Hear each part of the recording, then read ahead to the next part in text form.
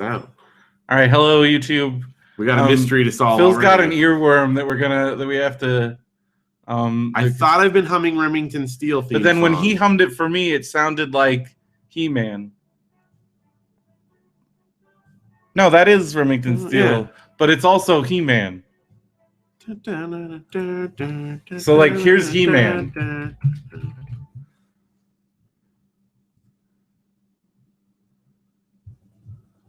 Oh, that's like a... Ah, gosh.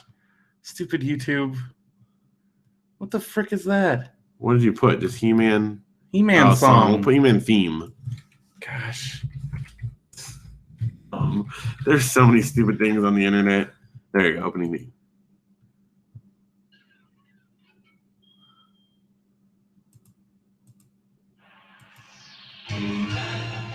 It's like this part, but then like when he's explaining... It's like the same song. Okay, wait. Let's do We it. gotta We'll like do do it it side by side. It's the same song. Holy cow! we were onto something. Because I was humming Remington Steele, but I also was humming this. Okay, so it's that little middle part when he's describing it.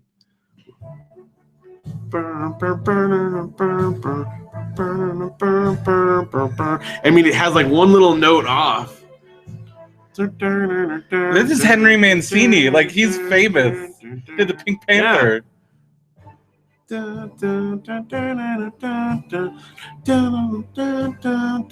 it's like a slightly different pattern, because now listen to that one. It's like right in there. And the masters of the universe. It's the same song. Except it goes like oh my gosh, dude, we just blew the lid off of this.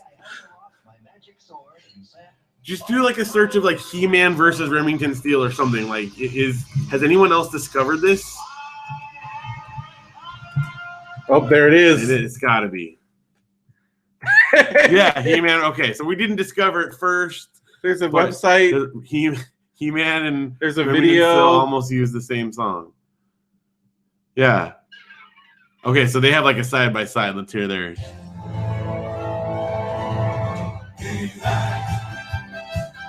Yep.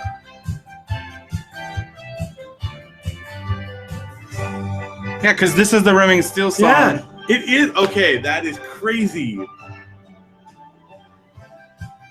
That's the He-Man song. It's like one note off. They made it. That's so great. A lot of people are saying like,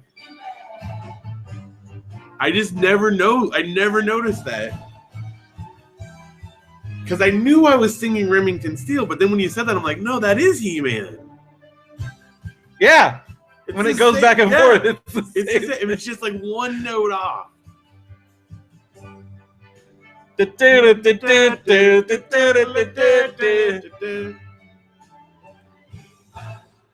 Yeah. Oh my gosh. All right. Good. I'll see the cat. That is crazy. Did you hear that in one of the shows, at the end of one of the shows, they like actually killed, like there's a gunshot and they kill the cat? What? What show? I forgot which one. That's horrible. What's that production company? Because that's the guys that did like, didn't they do like Family Ties and like a bunch of shows like Cheers? Well, Sit Ubu Sit. That's the Family Ties one. Well, who did the cat? What's the cat one? I don't know. That one? There was one show where they did Rain and Steel.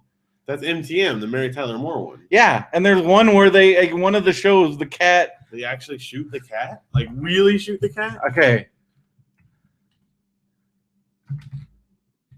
Dude, see? Yeah, okay.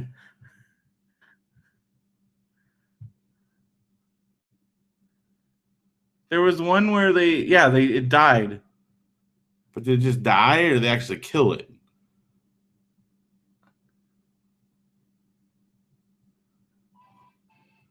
Yeah. It was on like life support. On Shadow the Hedge? Oh no, that's the name of the thing. What was it on? It was from St. Elsewhere, when St. Elsewhere ended. It was the last episode of St. Elsewhere. They didn't shoot it. Yeah, but it's dead. That's crazy. Yeah. They can talk about that on their new podcast. On is that probably like top secret? I probably shouldn't talk about that. Huh? Never mind. Mimsy. I still cannot believe the Remington Steele He-Man thing. Like that's. Remington Steele and He-Man used almost the same theme song. Oh, yeah, somebody read it pieced. It says that they both debuted in 1982, so it's highly unlikely that one ripped off the other. But one was Henry Mancini. The other one was Shuki Levy. Is it a conspiracy? Did one composer rip off the other one? I guess that's just the same video thing. Yeah. But yeah, that is crazy. Well, I mean, obviously it's similar enough that we're not the first people that figure that out. So. Yeah. But because when you were humming, I'm like, wait, that's He-Man. Yeah, I'm like, no, I'm singing Remington Steele. But then when you said that, I was like, I guess it is. But that is He-Man. What is it? What am I singing? That's amazing. Remington Steele was pretty good. I love that show. Because that was on right before or after A-Team, if I remember correctly. Yeah, and then I remember it was on in the afternoons on. So I remember watching it at your apartment because you like had like the like whatever old TV channel that played all the old stuff. I remember though being freaked out by that one episode. They showed a clip of it in like the opening credits where he gets locked in a coffin and they start to put him into a where they cremate him, like the furnace thing. Like Scrooge. And he's like, but the girl comes and rescues him real quick, but like right at the last minute. But it's like the episode of G.I. Joe where they go in the fun house and that was scary, but it was in the opening credits and every time I saw it, I was like, yeah. They still show that little clip. With all the pool balls. It's like that was it. And the clown, there was like clown boppers. Something like that. Yeah, so if I remember correctly, the block was A-Team, Remington Steele, and Riptide, which is that show I was trying to find a while ago. Riptide? Yeah, it was like the three dudes that live on a boat and solve crimes. What?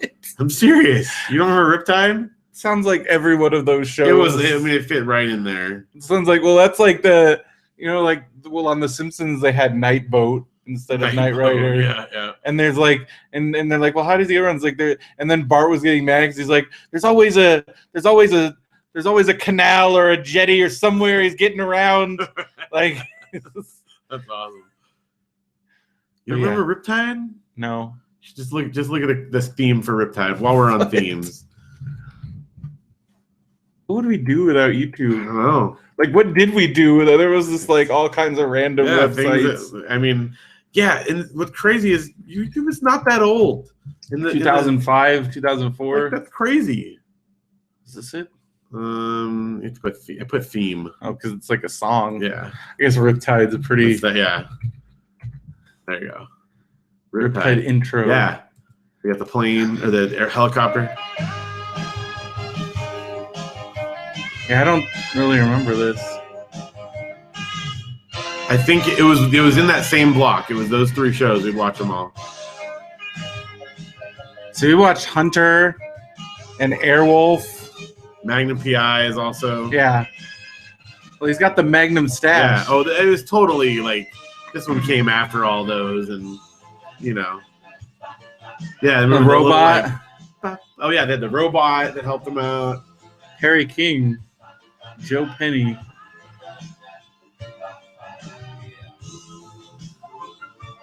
Because the one guy's like a genius that like builds robots and stuff. It's a pretty cool helicopter thing. I mean, it's basically like an amalgamation of all those shows we just said. Well, yeah, because there's like Airwolf. You got the Airwolf. You got like the boat. You got the A-Team thing. Yeah, the building the robot stuff. Like you got the Magnum's mustache in the car. It's all there. The robot just falls in the water. This is borderline parody. Like if you just look at it. Oh yeah. But this is a real show. Remember watching this and loving it. Also, the A-Team firing stuff and nobody ever gets hit with machine guns. Well, that was a staple of most of those 80s. Yeah, but I feel like A-Team was the apex of that whole thing. Well, that and G.I. Joe. Well, yeah, live action apex. 1983 to 1986. Yeah, obviously it did not have the same cultural impact, but it was in that block though. Man, my cousin who was in Karate Kid was in one episode of Airwolf also. That's like cool. A guest, I don't know, guest star, but a guest actor. Simon, man. Did I ever show you the show he starred in? No. He starred in a show, and I think they only made 4 episodes or something. It was called Otherworld. And it was this weird thing where they were in an alternate dimension and they were trying to find their way home. Oh, that sounds cool. It was kind of cool. It was really weird. Do you remember the one where it was the guy and the kid and they had the watch and they were I think it was time travel? Do you remember that show? Sounds familiar, but I'm trying to remember what it was. Yeah, my dad and I used to watch that show. What was that? I don't know. Well, because the first thing I thought of when you said that was Cloak and Dagger. No, but that movie was fantastic. Show. But what? Okay, I don't know. Guy and kid time travel watch show. Voyagers. Dude, Google is incredible. Look what you just did. Yeah, Guy and kid time travel watch show, and it came up with that. Yeah, dude. That's it. That is totally it. Yeah. With the watch. Yeah. Yeah, dude. Totally watch this show. Watch the heck out of this show. Yeah, dude. They had yes. That's so crazy. Guy and kid time travel watch show. Because he was a pirate. Yeah. It's almost like Quantum Leap. Yeah, but it was before Quantum Leap.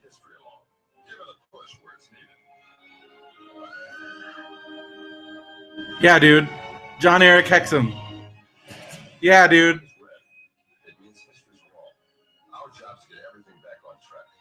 They got to get history back on track. Mino Pellucci.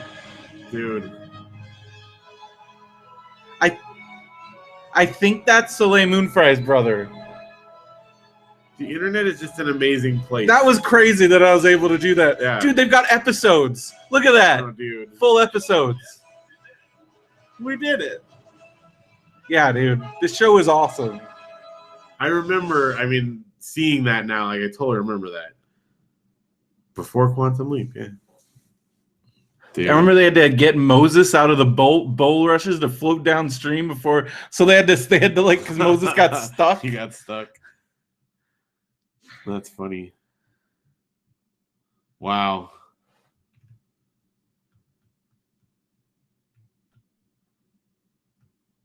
Well, that's a good. Yeah, 85.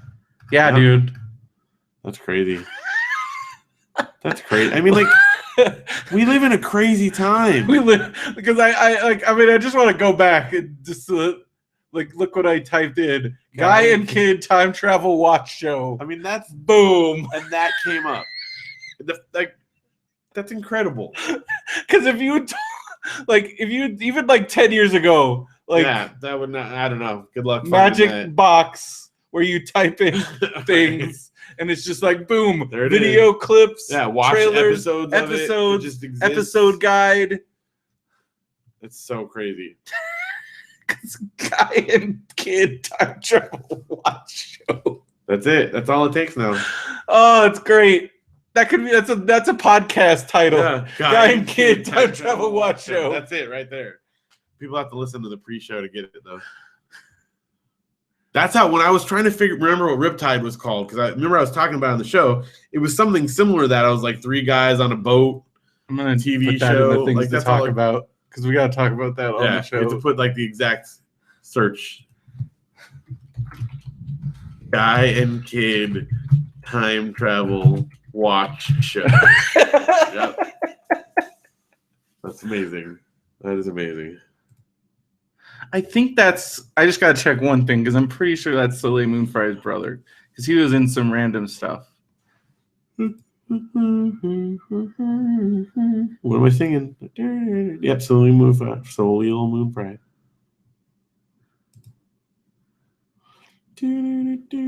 Yep, I was right. Yep. Because he was in an episode of Punky Brewster. He was a homeless kid. I'm not wrong about that either. Look at his credits. Because these guys that were in these like TV shows, man. Yeah. They have like Punky Brewster right there. Where? The number 4. Oh yeah.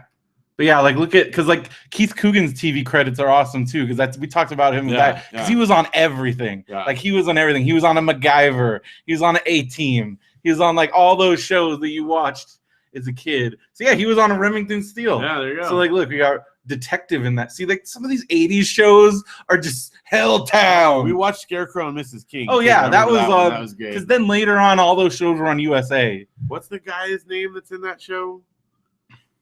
The guy. Now we're like on a whole... okay. Oh, look, he was in an A-Team also.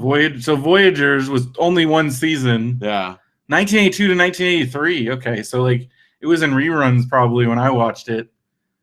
A-Team, Best of the West, Happy Days, Jefferson's, Love Boat, Different Strokes. Like all of the classics. Bad News Bears. TV show Have you watched that? I didn't even know that was a thing. I did, but I haven't looked it up 10 yet. Speed in the Brown Benson. 8 is Enough. The Incredible Hulk, Kojak. Look at that. So like that's Starsky and Hutch. He did them all. He did everything. Dang.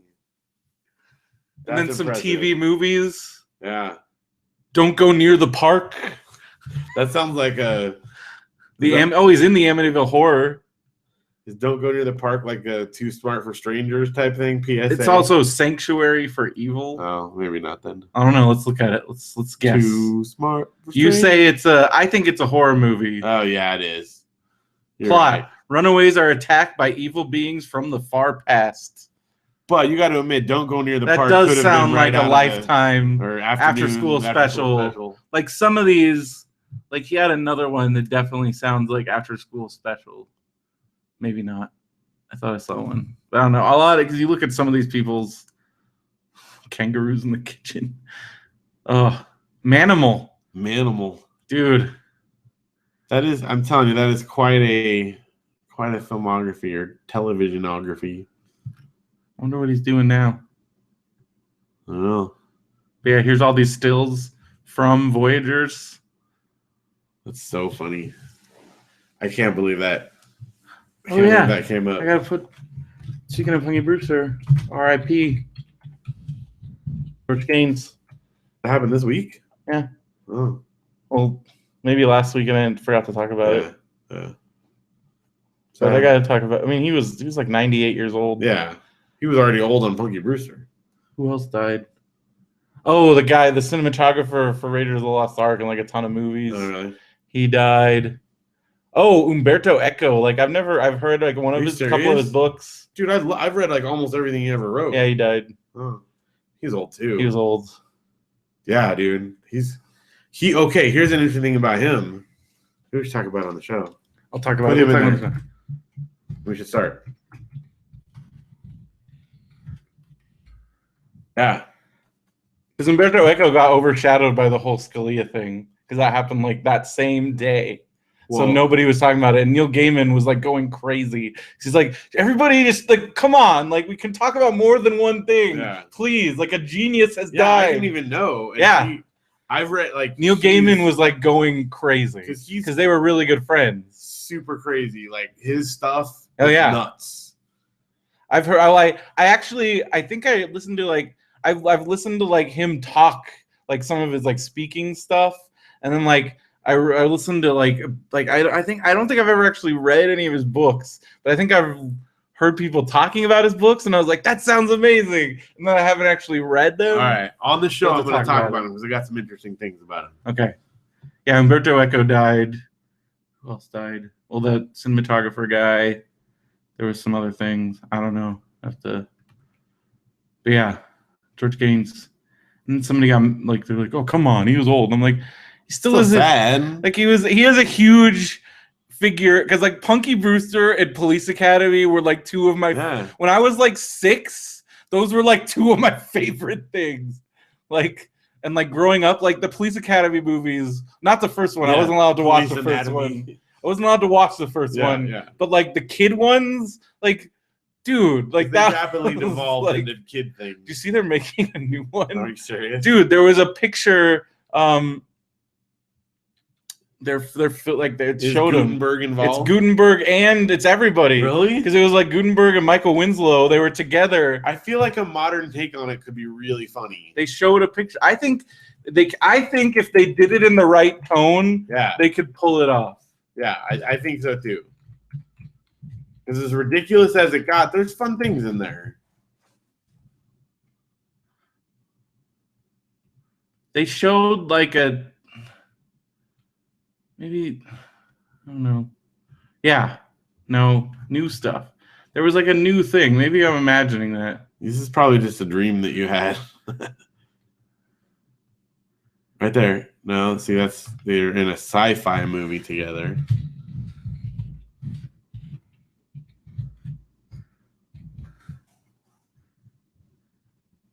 I don't know. I think this might have been just a happy dream that you had. Yeah, maybe I imagined it. I swear I saw Steve Gutenberg. It did say they reunited. So maybe that's what it was from, and people just took it the wrong way. Well, somebody could have posted something. I think that's what it was. Yeah. I think I got my...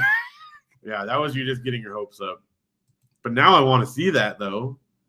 There's rumors. I mean, I've heard it's been rumors. Well, because it said there was 3 of them, like, they reunited in that Lavalantula movie. No, that's 2014. Gosh darn it. Yeah. Because Key and Peele were talking about it. I remember that.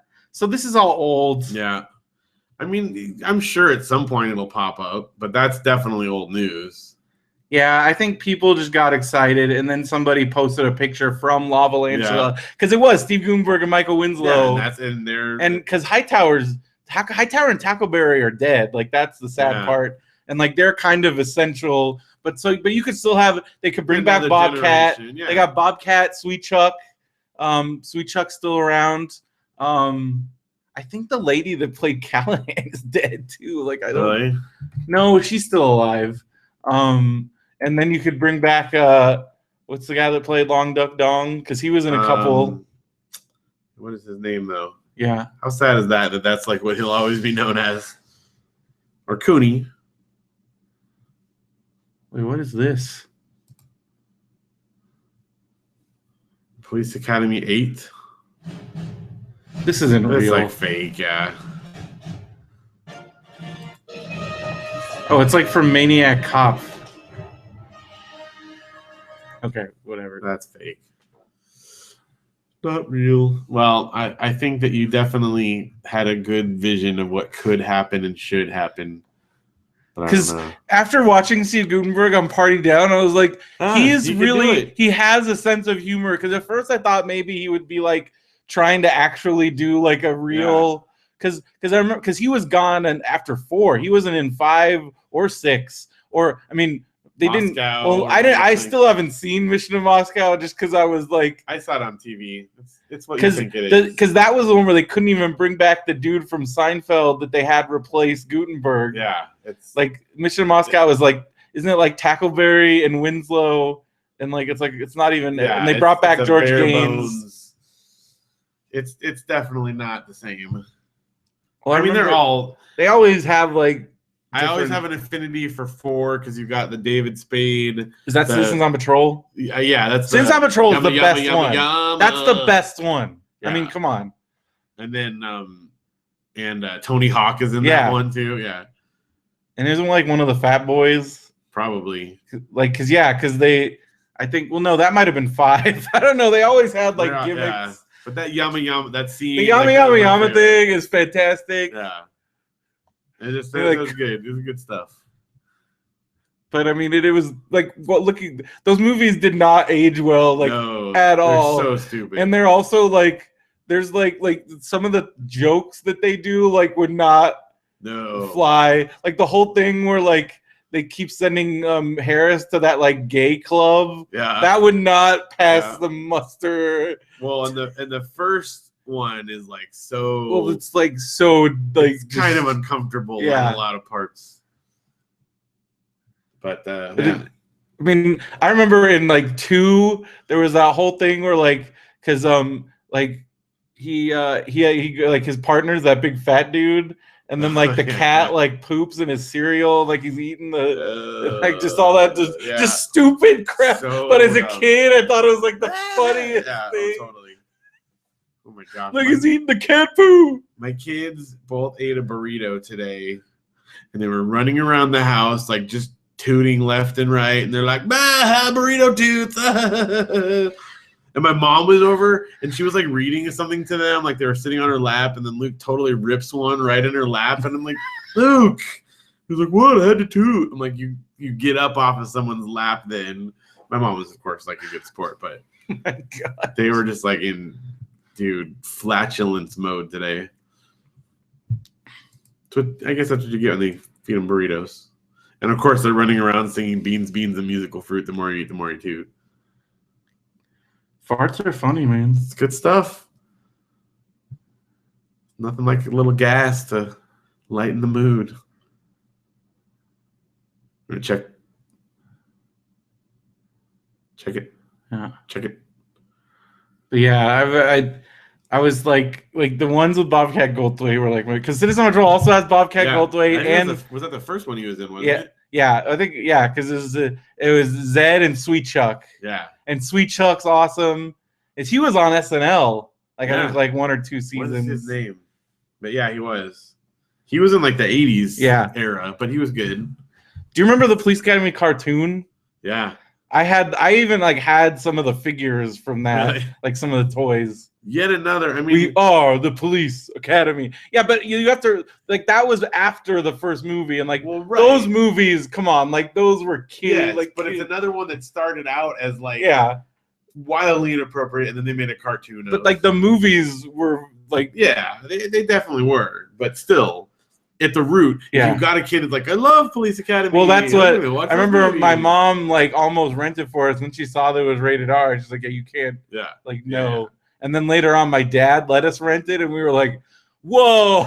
Like whoa. Well, and that was how it came about in college because Matt's like, "Oh, we can't watch." I'm like, "What? It's Police Academy." It's like silly. He's like, "No." I'm like, "No, they're all dumb. Those are like kid movies." No, we haven't watched the first one. I'm like, okay, and we watched that in the lobby too.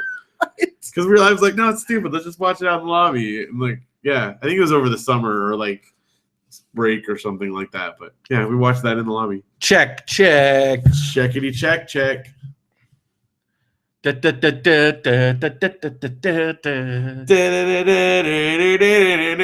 when he even does the like, it's so I can't believe that. That is still the craziest thing to me. We have to talk about that on the actual show.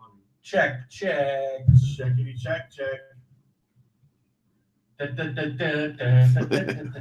I'm not gonna go to bed tonight because I slept for like I was trying. Bad. I slept for like 3.5 hours. Well, you could. I'm not saying like we're gonna go forever. No, like I'm you're saying, like wide awake. You go the longest. I'm so wide awake now because I took like a 3-hour nap. It's the worst. I was having a really weird dream. Yeah, about Police Academy having a new movie. No, somebody posted that picture on Facebook and framed it like a police. I believe it. You know how Facebook is. Know, but you full can't of believe bad information you see information on the internet. I know, but like that's why I checked it like a normal person would. Other people would just repost, post the thing. Well, I'm glad that we. That's why I still think that they should somehow make a thing on Facebook where before you post something, it like runs it through Snopes, like Snopes automatically. Snopes checker. Because like then I was like, but then there would be nothing on Facebook except people's kids and like pictures of cats. It's just so annoying when like because I actually now like I liked the Snopes page, so now like it'll show like people like in the midst of like people posting like some bull crap, then the Snopes post will come up and be like, this is bull crap. But it's easy because then I can just like I have it right there. I'm like there. This is bull crap. This is bull crap. This is bull crap. This is bull crap. And then but it really drives me crazy when people get mad when you Snopes them. Yeah, no. I've seen people get very defensive over stuff, like, even if it's like clearly not true. You are posting a false thing.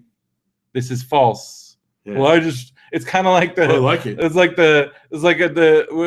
it the Gap Girl Jeopardy? Like the category. I'm just telling you what I heard. I'm just telling you what I heard.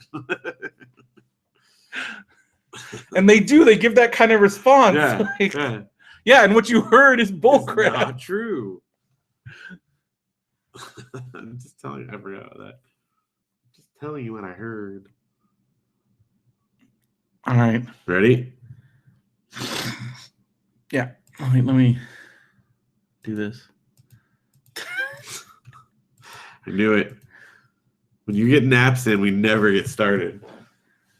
Well, This is because Brendan. it's my neighbor's fault. This is Brendan. This is Brendan on naps. It's my neighbor's fault. We're gonna make a PSA.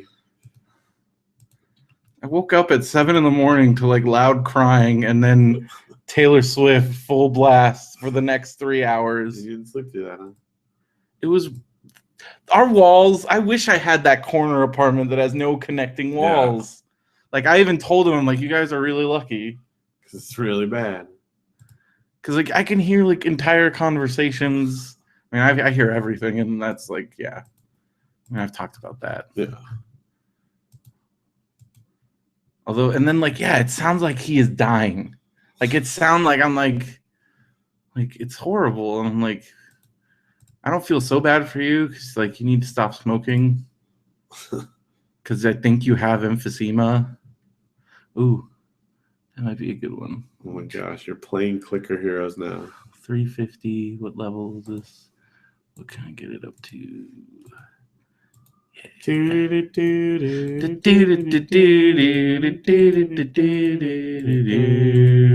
I'm Prince Adam.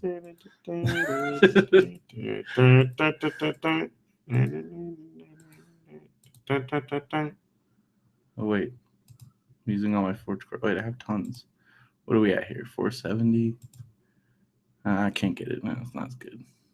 All right. No. Start it. You start it. Trying to. Hold on, I'm almost done. It's 11 o'clock. Almost done.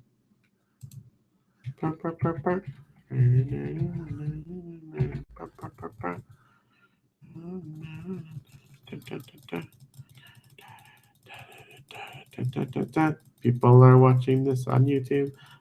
Nobody's watching this. Later on they are. So, you're just playing a video game. I just gotta finish this. Oh my god. Finish this. I'm almost done. Almost done. If I kill this guy, then I can stop. Alright, there we go. Alright. Do it.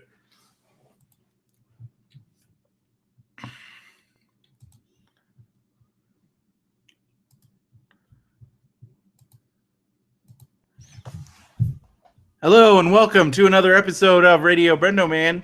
I'm Brendan Creasy. And I'm Phil Vecchio. And I took a nap, so I'm like wide awake. Oh my gosh. I figured out we need to do a PSA like those old drug ones, but this is Brendo. This is Brendo on a nap. Because all of a sudden, like, he just got all this, I got to do all these things. I got to check all this stuff. But it's good. I mean, glad you're energetic. Well, it's because I didn't get to bed till, like, because we got home. And I thought I was going to go to bed. That never happened. But then I remembered that there was a pay-per-view, WWF pay-per-view that I had to watch. Okay. But then I got sidetracked in the middle of that, so I paused it. And then I, like, did stuff. And then I came back to it. So the time I was done, it was, like, midnight. And then I, like, watched some other TV. And I don't even remember what I did. No, I was playing the Pokemon Picross. Oh, yeah. And, like, I got way into that. Then I was reading a book, and I had to finish. And I'm like, oh, I'm almost done. So then I finished the book. So then I didn't get to bed till 3. That's late. And then I woke up at 7 a.m. to loud crying from my neighbor. And then I made a Harry Potter reference because I said it sounds like you have Moaning Myrtle living next door to you. It does. And then I'm like, I waited for her to finish crying, and then I tried to go back to sleep, but then she played Taylor Swift at full blast for like 3 hours. So I'm like, nope, this isn't happening. So then I read some more, read some other books, which we'll talk about at Book Corner. Yes. And then I'm like, well, I guess I'm up. And so then I got up and I, went about my day, and then I was like gonna stay up. I was gonna try and watch Monday Night Raw live because there was a lot of chatter going on that something big was gonna happen. Right. And then I tried to. Like I was like, I'm getting tired, but I gotta at least stay up till like the beginning of Raw, and then I'll take a nap until when Phil gets here. But I just fell asleep. Like I just straight up, I was reading in my room, fell asleep, and when I woke up, it was 8:30. Like this was like it was like at 4:30, and when I woke up, it was 8:30.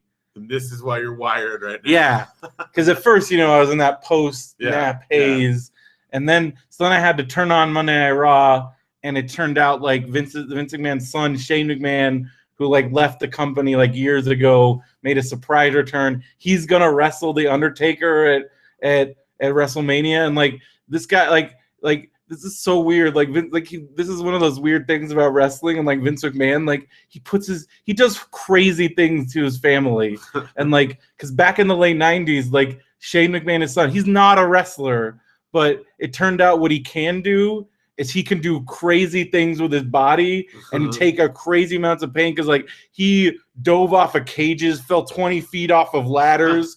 There was one of the more famous things that happened was they had this set where there's like it was King of the Ring, so they had these like glass window things that had like cards like King of Hearts and like and like things, and Kurt Angle was gonna do a suplex, suplexed him through one of them, except the first time he did it, he just bounces right off and he doesn't go through the glass, and it looks like the most painful thing I've ever seen. And then he just did it again. He finally goes through. Then he tries to slam him back through another one, and he again doesn't break through because I think they ordered the wrong kind of glass stuff. And he's just like getting just tossed.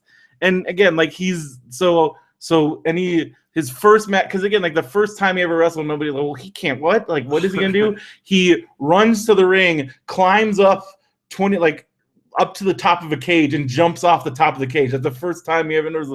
Like that's because he's like, I can't wrestle, but I can do all these crazy things. Now he's like in his 40s, so it'll be curious to see what happens because he's wrestling. It sounds like he's gonna wrestle Undertaker in a cell. Like I've told you about the Hell in a Cell match at WrestleMania. I'm going to be there. You're going to be there. But anyways, so I was watching it as you came in. I came over, yep. And people were going crazy. And that was fun. But now I'm like, as we were like we started doing the preview, well, because we'll talk about some of the things we were, because you said that you had a song in your head. Yes, this is crazy. This is one of those ones where I would recommend going back and listening to the pre-show on YouTube because we made like this crazy discovery, which we weren't the first to discover. But it's one of those things where because Phil's like, I got the song, I got the Remington Steel song in my head, and then he started doing it. And then I'm like, that's He-Man. I'm like, no, it's Remington Steel, but wait, it is kind of like He-Man. And then we looked it up online, and somebody made a mashup video, and they're the same song. It's the same song, like maybe one note off. And so all these years, I've been singing both Remington Steel and He-Man and not realizing it. So then we started looking about old 80s shows, and we'll get into that in a little bit. But we had a couple other little nice side tracks and such. But yeah, Remington Steel, dude, seriously, it's crazy. I can't believe it. Like, I just never thought of that. So, did you have a good week? I had a good week. You're not sick anymore. You sound great. I'm good. Yeah, I feel good. You went to the doctor? Went to the doctor, and it was more by the time I went. Passed your physical? But yeah, I still have to get my blood drawn because I have to like fast overnight, and I haven't like. Yeah, that's always a pain in the butt. But I mean, it's not that bad if you do it in the morning. You have to do it. If I've done it in the afternoon, that's bad, and that's horrible. Yeah, so I just have to like do it. Especially when I was at work and it was like donut day. Bring in like donuts. No, that's bad. It's like, But I mean, that's just just a regular thing. It's not like there's a problem. Everything was good. That's like checking your glucose. And I think I said this last time, but like since the last time I had weighed in, I was down like I don't know, like 18 pounds or something. Well, you're still sticking to your. Yeah, it's going really good. We went to Chili's and you didn't eat your French fries. No, it's not going to be forever, but I'm hoping to modify at least a bit. I want to be, I'm liking the direction this is going. We went walking again. We went walking, and we're on the once a week plan. I mean, we'll hopefully try to ramp it up a little bit. But we also have our exercise bike in front of the TV now, so I'm doing some of that. Your little sit down one. And you've had that forever. Well, we go in periods of using it, and then periods of not using it. Periods meaning years. Yes, but also sometimes where we do use it. I remember like the first time we got how many times has Janelle tried to get you to get rid of it? Yeah, and then I'm like, I'm going to do it. I'm gonna do it. Now we're using it again. I've witnessed those fights. But we have had those like, do we keep it, we get rid of it? But it's cool because it's easy to sit on it and watch TV. Because it's the sit down one. What do you call it? incline? No. No, it's there's a word for it. I can't remember what it is. But yeah, it's like where you kind of lean back into it. So, you're working, but you're also kind of relaxed. Anyway, so that's been going good. And hopefully, I don't know, like stuff's fitting looser. It's nice. So I want to keep in that direction. But yeah, it's good. That was good. And then we'll talk about a couple other things, but we had some adventures over this weekend. Yeah, you went to a first we went to an escape room, another one, which is great. Yeah. Super this one fun. was in Menifee. This one's in Menifee, which is down kind of towards Temecula. Yeah. And like Murrieta area? Yeah, it's like a little before Murrieta. Okay. It's like off the 15? it was actually off the 215. So it's like on that, like right on before that it hits. Yeah. So, but yeah, it was super fun. It was very different from the other one, but like not in a bad way. This one, your kids. Yeah, it was totally kid friendly. So my kids came, plus my sisters came. There was 9 of us in the room, and we did wind up solving it before it ended. We had 6 minutes to spare, but we got a couple of hints. So we haven't like hint-free solved one yet, but we're working up. We're getting there. It's good, but you're learning the ropes. Yeah. And it was a very different approach for this one. I mean, same basic concept, but we kind of, the more you do it, the more you kind of like learn what to expect. And I don't know, they're super fun. Like if it sounds even remotely interesting, you should try it. Because now that we've done one, and now that we've done 2, we're hooked. We're doing another one in 2 weeks. Man. So because the way it happened is on Christmas, we got one for my parents and they got one for us. So this one is the one we got, and then the next one is the one they got. So where's the one? The next one's in Pomona. And this one, so the first one we did was like a mystery one. This one is, more kid friendly. It was actually the premise is you're like a traveling performing troupe, and your costumes are locked in a box, and you have to get the box open before stage. You go on stage. Well, I saw you guys in all your costumes. Yeah, and then you get to dress up if you open it. Yeah. But this next one is like the first scary one. You're doing a scary one? It's called the 13th Room, and it's like a ghost one. Yeah. It's in like an old abandoned house, like this old building. It looks super creepy. Oh, dude. So my parents are the ones that booked this one. So yes, I was waiting for you guys to do like a scary one. Yeah, it's like, from what we can tell, it's like ghost, creepy, scary, not like gory or anything. Yeah, like well, that. Derek's done some of the spooky ones. Yeah, so I'm looking forward to that. That's going to be really cool. So we'll see how that goes. That's awesome. And then yesterday we had Long Beach Comic Expo. It was super good. Yeah, great year this year. Yeah. We had I think one of our biggest turnouts. Well, definitely the biggest at the expo we've ever had. Yeah. We've probably had a few more people at the convention, but the expos are usually small. Yeah, and we had a good little group of our friends, but then a lot of other people came. But we want to give shout outs to our friends that came. We got Andrew, Lindy, and Matt Benson, the Benview. Yep, Benview crew. And then we got David King and Kayla.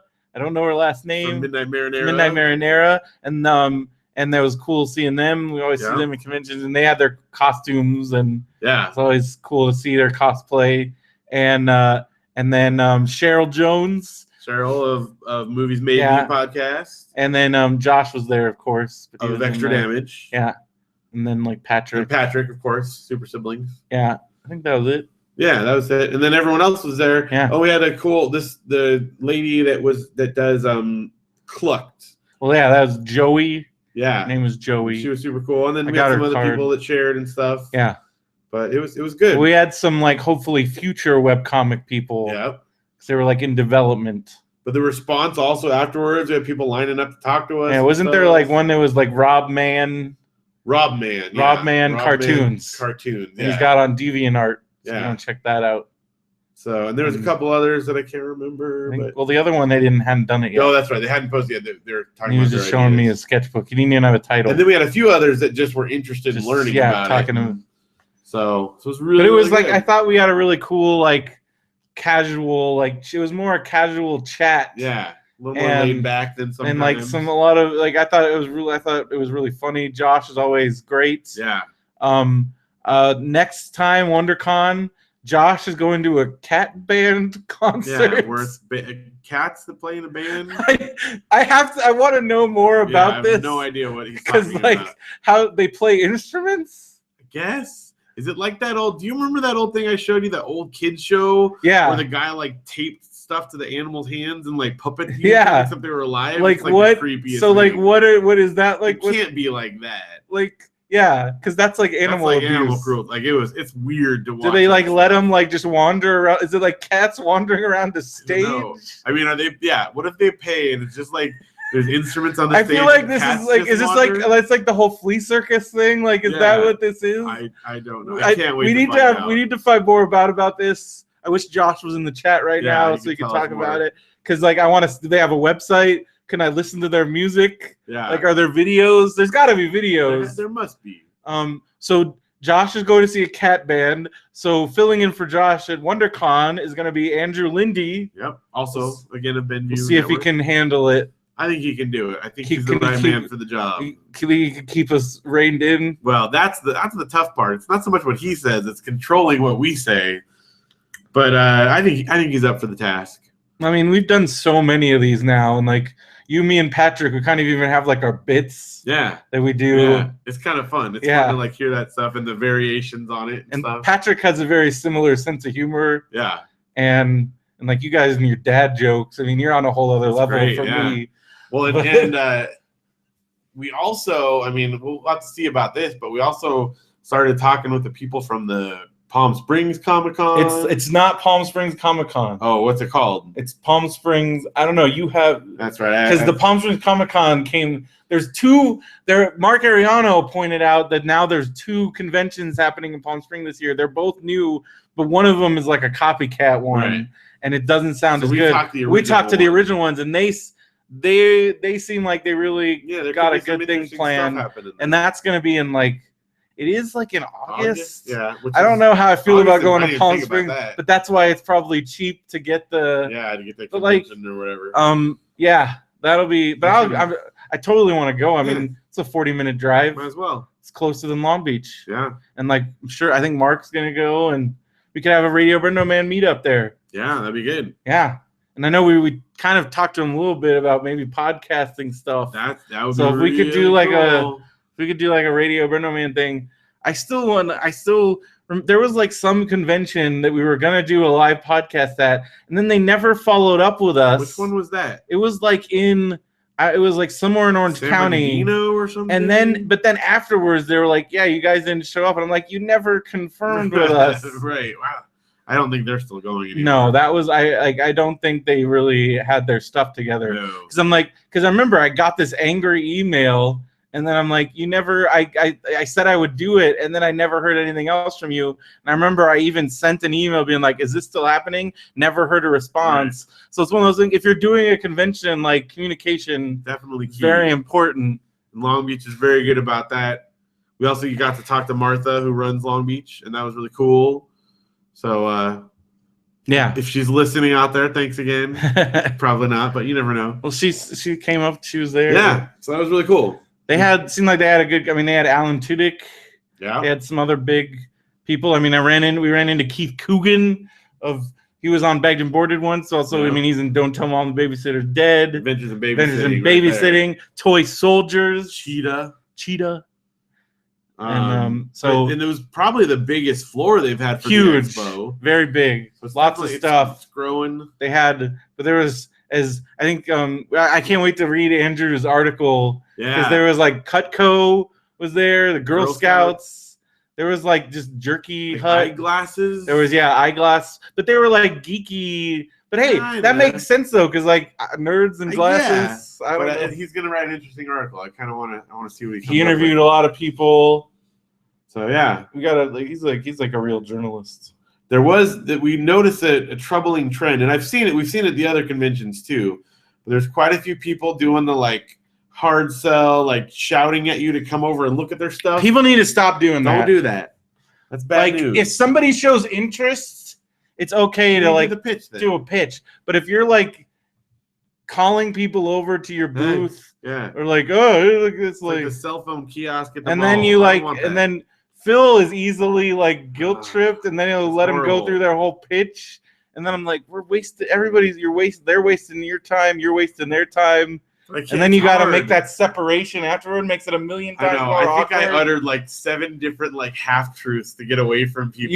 You did it like we're gonna go meet somebody. You did it like I don't even know what time you're just like. One time you just straight up told the guy like it's just not my thing. Yeah, because the one guy was like really like just weird and like I'm like that's a little it was like super dirty and I was like that's a little like I think I said like hard for me. Because I don't know, like a little too hard. Again, it's just me trying to like awkwardly stumble out of those. I hate that.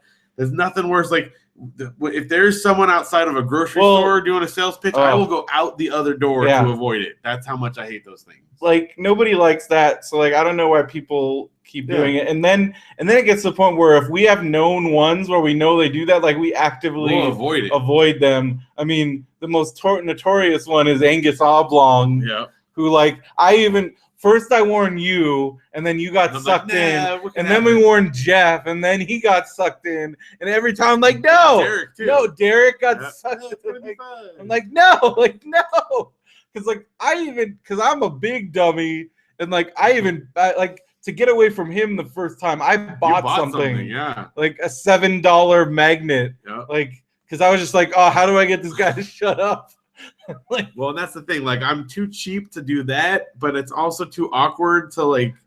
I don't know. That's just bad. This is terrible. At any place, at a store, at a yard sale, at a convention. Yeah, there's certain people where like I will like make sure that I avoid eye contact and speed past their booth because I'm like, oh gosh. Well, then the other ones too are like, and again, this is like where it's just weird because there were several like charity type ones and like, oh come on, it's like for a good cause. Like, all we need is 30 seconds of your time, and I'm like, I know you're gonna like try and it's gonna be a big old thing, and I'm not like it's not 30 seconds. You're lying right now. Because there was like a malaria one, and they're trying to guilt trip you. Yeah, it was like full guilt, and I'm like, no, that's not how you do it. I don't respond well to guilt. Everybody be cool. Just chill out. Everybody needs to chill. You even said you're like everybody just needs to chill out a little bit. Stop barking at me when I'm walking by. Yeah, well, because like even some of the celebrities are obnoxious. Now, and again, this is not just at Keith Coogan was cool. Oh, definitely.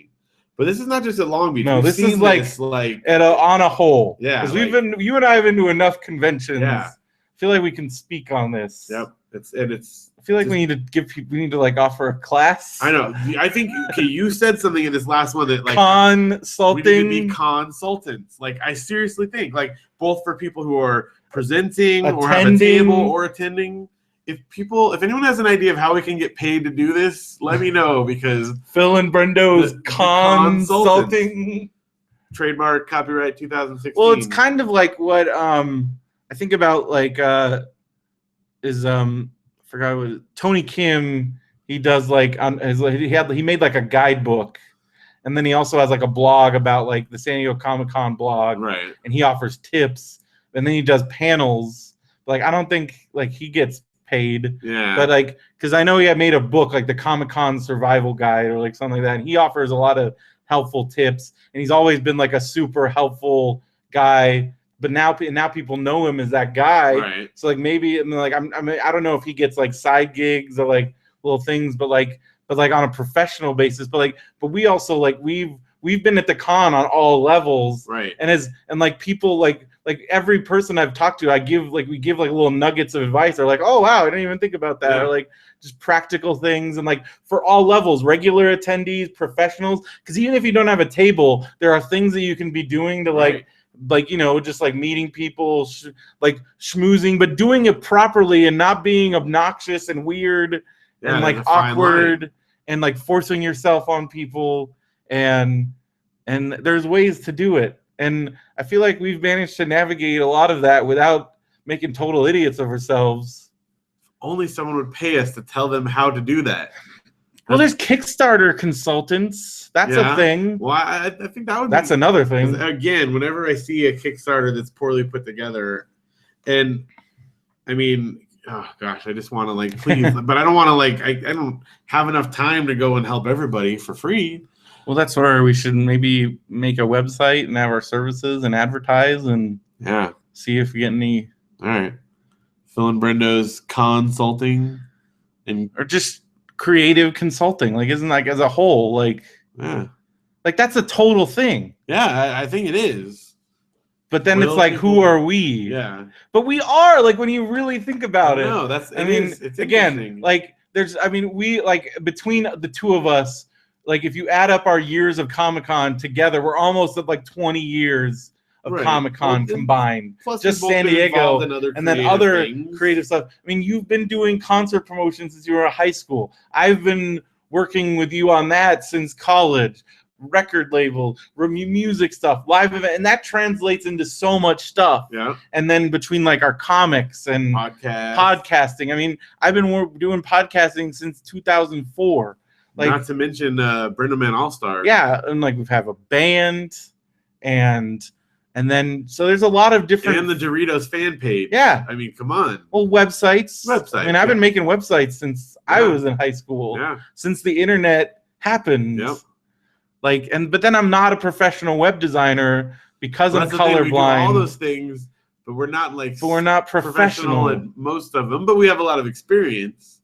But we've worked in them. It's enough. It's enough. It's enough. Like, it's good enough. Slogan. That's our slogan. But that's because, and that's why we don't charge. We're like, not pros, consultants but we're good enough. Charge like crazy amounts of money. Like, we charge reasonable. I just want a couple $100. That's all. That's not bad.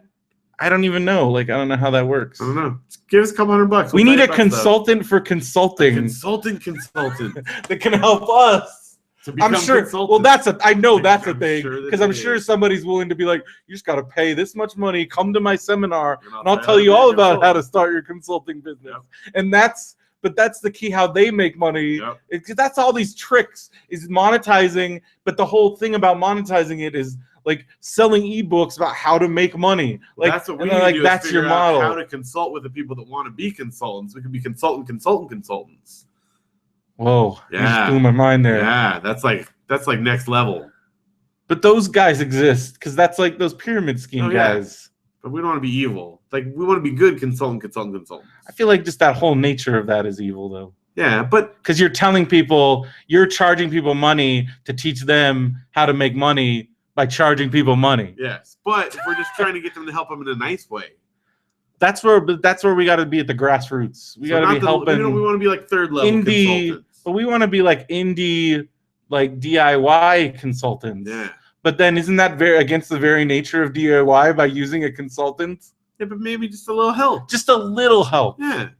We're not so consultant might not even be the word. Tagline. Just a little help. Yeah. Just give us a little bit. Just to help you out a little bit. Get by with a little help from Phil and Brendo. That's it. There you go. Get by with a little help from Phil and Brendo. Yeah. Just help out a bit. Just a bit. We can help out. Just a bit. We're not pros, but we're good enough. There you go. All right. It's a pretty good business platform. We got to come up with a name. Yeah. Well, I like the consultant. But I feel like that's limiting us a little bit. But maybe that's a good place to start. Right. It's funny. Yeah. I don't know. If anybody has some ideas. All right. Let us know. If anybody out there is a consultant specialist. Or if wants consulting. True. Hey, if you're listening and you're willing to, what's our hourly? I guess we're on a sliding scale. Yeah. What do you make us an offer? Pay me $20. I'll tell you some good tips. I'll tell you some tips. Yeah. We'll do a 10-minute Skype session. $100. I don't know. I'll tell you a bunch of stuff. Yeah. $500. What if they want to fly us out to we'll talk to you. We'll talk about anything. Talk to anywhere. Yeah. Anything. What do you want advice on? I'll give you advice on anything. Hey, we've done seminars. Yeah, I could do parenting advice too if you want. There you go. Get the whole thing. And I could give like uncle advice. Yeah. Godfather tips. Do youth group stuff. Yeah. We got everything. Got all everything. I was a nightclub DJ for a while. Talk about that. That's cool. Tell me what you need to know. I worked at a shady eBay store. Yeah. That's good. We got eBay tips. I sell stuff on eBay. Disneyland secrets. All of it. Just consultants. Just everything. Everything. A little bit of everything. You tell me what you want. We will tell you about it. Yeah. And then if not, we can find out about it. We're really good at Google. Yeah. We're like experts at Google. Seriously. You're expert at Google tonight. We have to talk about that in a bit.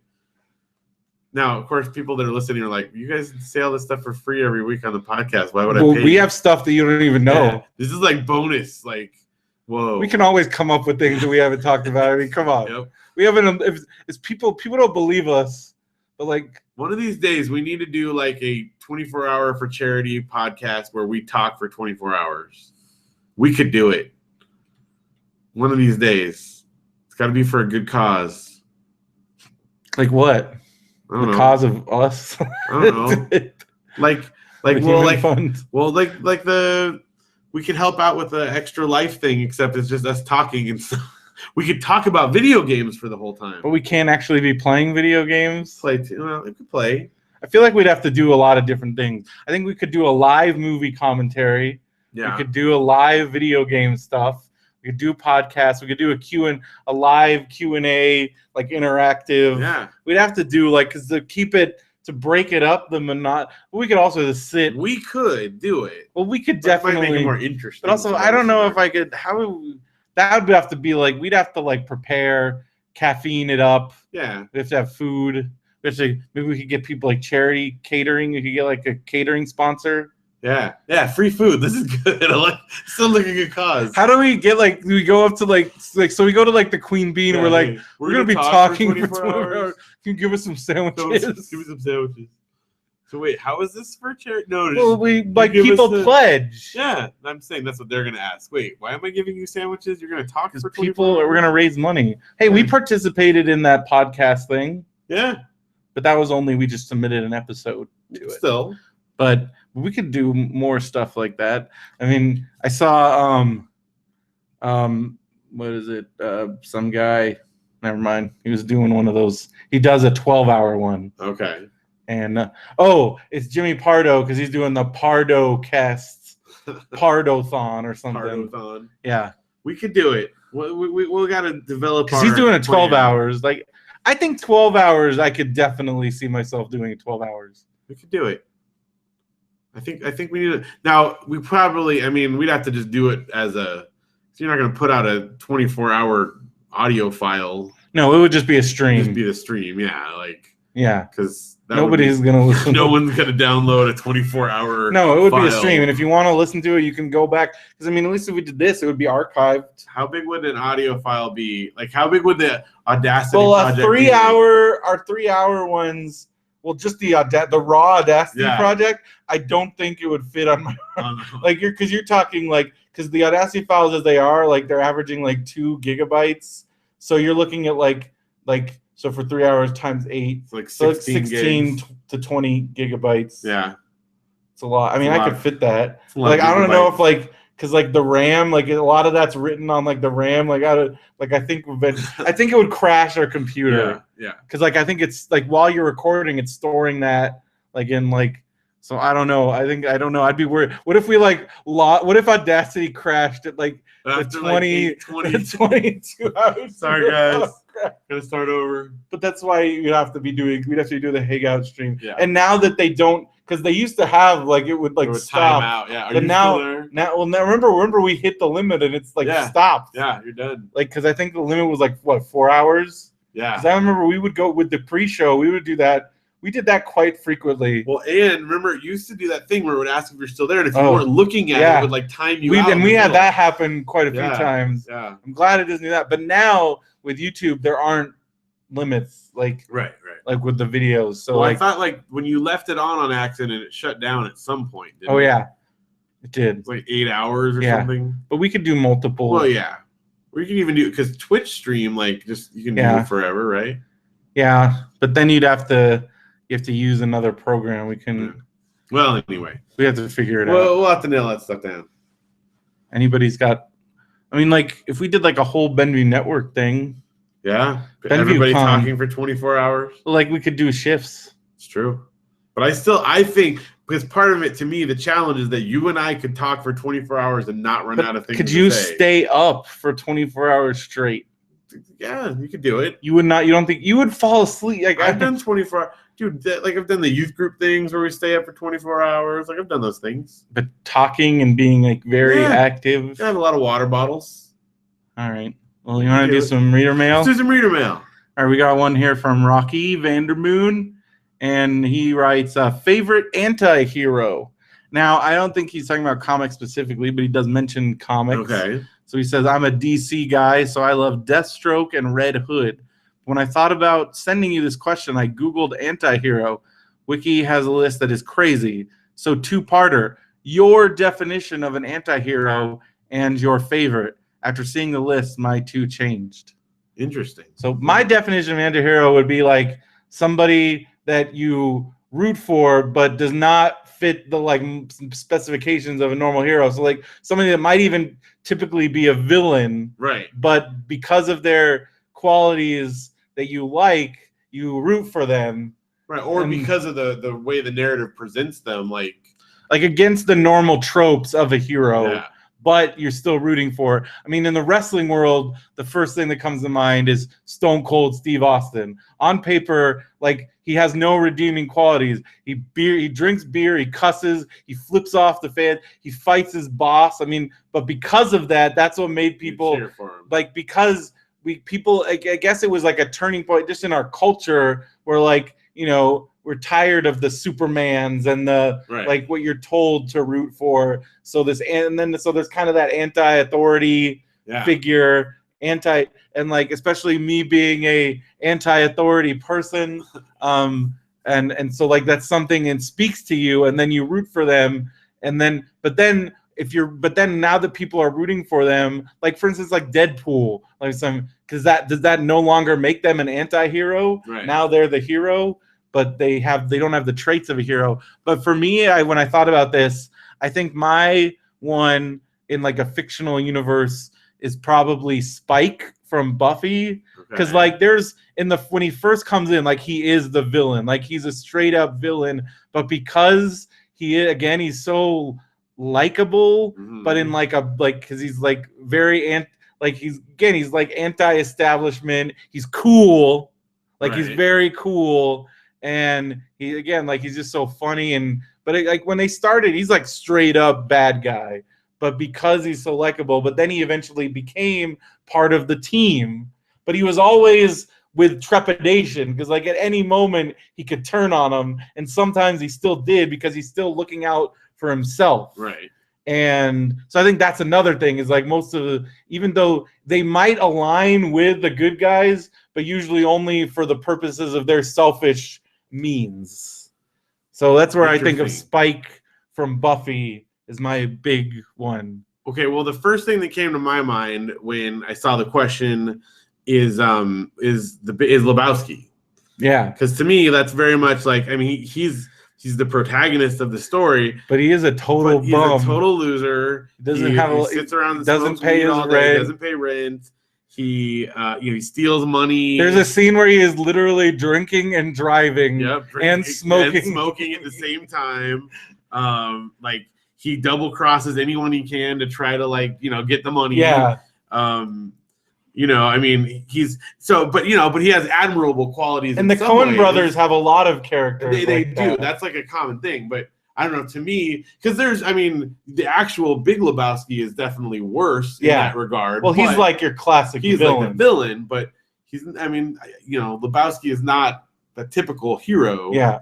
So I don't know. To me, that's what came to mind right away. But yeah, I think the Coens have a lot of that kind of stuff. That sort of. Well, then sometimes they even have you like kind of rooting. Like think about Steve Buscemi in Fargo. Yeah. Like at no point is he a good person, but sometimes you're like, this guy's really funny. Yeah, and you like him. You want him to get away with it. But like, kinda. he's a horrible person. Yep. Everything he does is terrible. Yeah. I don't even, but that's just kind of the likable villain where he's not even doing remotely noble things. Whereas somebody like Lebowski will do noble things, but for selfish reasons. Right. Like he's never I don't think at any point he's doing something for purely noble reasons. No, I mean, there's a couple times, like for instance, he goes and sees his landlord, but then again, though, is he just doing that so he's not paying the rent? It's kind of sick. Yeah, you kind of wonder, like it's very murky. Yeah. So, that's the whole point is like life is murky. Yeah. And because again, like when you talk about black and white and like good and bad, you have your Superman. And like your, like Captain America. Yeah. But then when you get in like that middle, that's where you have your Batman, Iron Man, and then like some of these things, and like these heroes with negative traits. Yeah. Because but it humanizes them. I mean, we just watched Angus and like that whole speech where he's like, Superman is an indestructible. Right. So like he's not brave because if you have in order to be brave, you have to be able to get knocked down. You have to. There's no danger. So like there's no danger. Yeah. And so that's where you get into this world of and then like the world. So there are times in our culture where I think it just like I talked about the Stone Cold Steve Austin example, and now like look at Deadpool. Like Deadpool made like $200,000 plus more than like all the other X-Men movies because I mean like but even he claims like I am not a hero. I don't want to be in the X-Men. I don't want to fight for good. I'm looking out for myself. As like his whole motivation he just wants to like he wants to get back with his girlfriend, but he has no noble like but he only will cooperate with the X-Men when they're alike, when their needs are like on the same line, but and that's kind of the whole thing. And he does horrible things, and that's where like, and it keeps frustrating. That's why the whole thing with him and Colossus is really funny because Colossus is like, no, like the world is good and you need to be good, and he's like, why? Like I don't want to. It's boring. Like, I mean that's the whole like I mean Spaceball. Like good is dumb. Yeah, good is dumb. Yeah, you will always win because good is dumb. That's a good question. I like it. Thank you. Thank you for writing, Rocky. All right, we got some Mario stuff. All right, let's see what he's got for us. So this is from 2 episodes. Okay. Episode 206. If you lose Radio BrendoMan, because we were talking about losing the website. Party Truck USA might be available. Yeah, I did notice that. I was trying to get a hold of Jordy because like partytruckusa.com is like it's open. I think it like got like taken over. Huh. And I don't know. I'm like so I'm like how do I like that's a bummer. Like I don't think so. Yeah. Don't ever let them expire. Don't do it. He said, or maybe just interview Brian Lynch instead. It's still a possibility. Yeah, could happen. Could happen. We're working on. Never know. He's a busy guy. He's a very busy man. Roseanne had OJ related jokes. Of course she did. Well, yeah. Especially at the time. Yeah. Everybody, I feel like every sitcom. Yeah, it was pretty much ubiquitous at that point. And every comedian. Yeah. I mean, late night. Like they SNL, that was bread and butter. Well, yeah, and then like think about like all the late night they didn't have to write anything. They're like, oh, what happened in OJ today? Yep. Like there it is, Judge Ito. Yep. Well, I mean, Norm Macdonald, like whole thing. Yep. His whole entire run. Ashton Kutcher had a line in his movie where he yelled out, "OJ's on the loose." Okay. What movie? I don't know. Dude, where's my car? So we have to mention, since Josh isn't in the chat, Josh berated oh my gosh. heavily at Comic-Con. It was very awesome. Long Beach. Because as soon as Josh saw Phil, he's like, gotta air my grievances. Yeah, you said it was the worst thing I've ever said on the show. That was funny. Which was that the worst part of the OJ thing was that there was no more Naked Gun movies. Never mind the 2 people were dead, but is that no that more part's Naked bad Gun? Too. But I even listened back and be like, yeah, that was the worst part. So I can just imagine Josh listening like, oh my. It's called hyperbole. Of course, the worst part is the murder. But I'm also bummed that we didn't get more Naked Gun because I love those movies. Yeah. All right. Maybe Marmaduke is about elder abuse. It's possible. Maybe he was feeling abused. Maybe he was. Maybe he is. Maybe this is him crying. This was a cry for help. It's a cry for help. Maybe it was. I'm looking forward to see what happens tonight. I got to tell you, ever since we started down this path, like Mark Bolton was saying, like it's actually interesting. Episode 207. Show should have been called Thing 1 and Thing 2. Trying to remember why. Cat in the Hat. Are we talking about Cat in the Hat? Maybe. All right. My great-grandfather was shot in the back by Buford Tannen over a matter of $80. It's basically... Oh, yeah, because you're talking about, my great-great-grandfather. I need to talk to my aunt because I'd forgotten the story. I know it was a land dispute. All right. Shot cold blood. Yeah, you got to get the whole scoop. Well, it's just a matter of it's a long story and... Yeah. Before watching Deadpool, there was a trailer with a lady saying, "I want my Barbie wedding." Yeah, it was the one with Zac Efron, and then with Aubrey Plaza, where it was the sisters. Oh yeah. And then that makes you Black Ken, because I remember there was a line where because like so movie trailer there you go, Mario, because Mario made that blackface Ken. Yep. There you go. That's the thing. Like that whole like should have written it down. Jumped on that. Hollywood beat me to it. Yeah, that happens all the time. Yeah, that's encouraging though. You're on the right path. Yeah, you got a movie. You just waiting there. All right. So cool. Thank you for writing, guys. Good stuff. Yeah. Please send us your letters. Go to the contact page on radiobrendo.com or email brendoman@gmail.com or on Facebook, Twitter. All those things. All that stuff. And also, speaking of stuff, yeah, I was listening to some stuff this week. You were? I was. And you know what's really convenient about how I was listening to it? I was listening to a podcast, and then I'm like, I don't have time to finish this right now. And I paused it. Yeah. And then I came back later on, and guess what? It was right in the same spot I left it. It's amazing. And you know what platform it was I was using? What amazing platform is this? It was called Stitcher. Yeah. Yeah. I listen to podcasts on Stitcher. I didn't today because I was asleep. Well, yeah. During my normal podcast and puzzle time. But yeah, go to radiobrendo.com, click the Stitcher link if you want to find us on Stitcher. You can also just search for it. All the other Benview Network podcasts are on there, including the Mandarin Orange Show. Yep. Listen to the newest episode of Mandarin Orange Show on Stitcher. Now you guys just did the new one. New one, yeah. But it'll be up. Because you missed your You already missed the deadline, Phil. Yeah, that's not the worst part. I had to print a retraction in this episode. Ooh. Well, sort of. I had a typo in the title of the last episode. What? Yeah. What were you like? Bad, Phil. Well, the problem is typo? Mandarin is not a real word. Yeah. So I didn't notice that I had not spelled my title of my own show correctly. You didn't get your own show title right? So I fixed it on our site, but it already propagated to Stitcher and iTunes, so it's wrong there forever. Yeah, but I think that'll update. It might. I think with Stitcher, you have to tell them. That's fine. It's not that bad, but you know me. So Matthew called me up and he's like, hey, he's all proud of himself. So listen to your show, the Mandarin Orange Show. Mandarin? Like, what? Mandarin? Mandarin. Like I left the R out. So yeah. Well, that's what happens when you have a not real. Well, that's the thing. So like you notice it's red, and I just ignore it because it's not a real word. Well, that's why you have to add it. Well, I probably should do that. I don't want to do always correct. Because then when you're like typing, like, and happen to have to use that, you're typing something up about Iron Man fighting the Mandarin, and all of a sudden you've got him fighting the Mandarin. Yeah. When you're writing your fan fiction.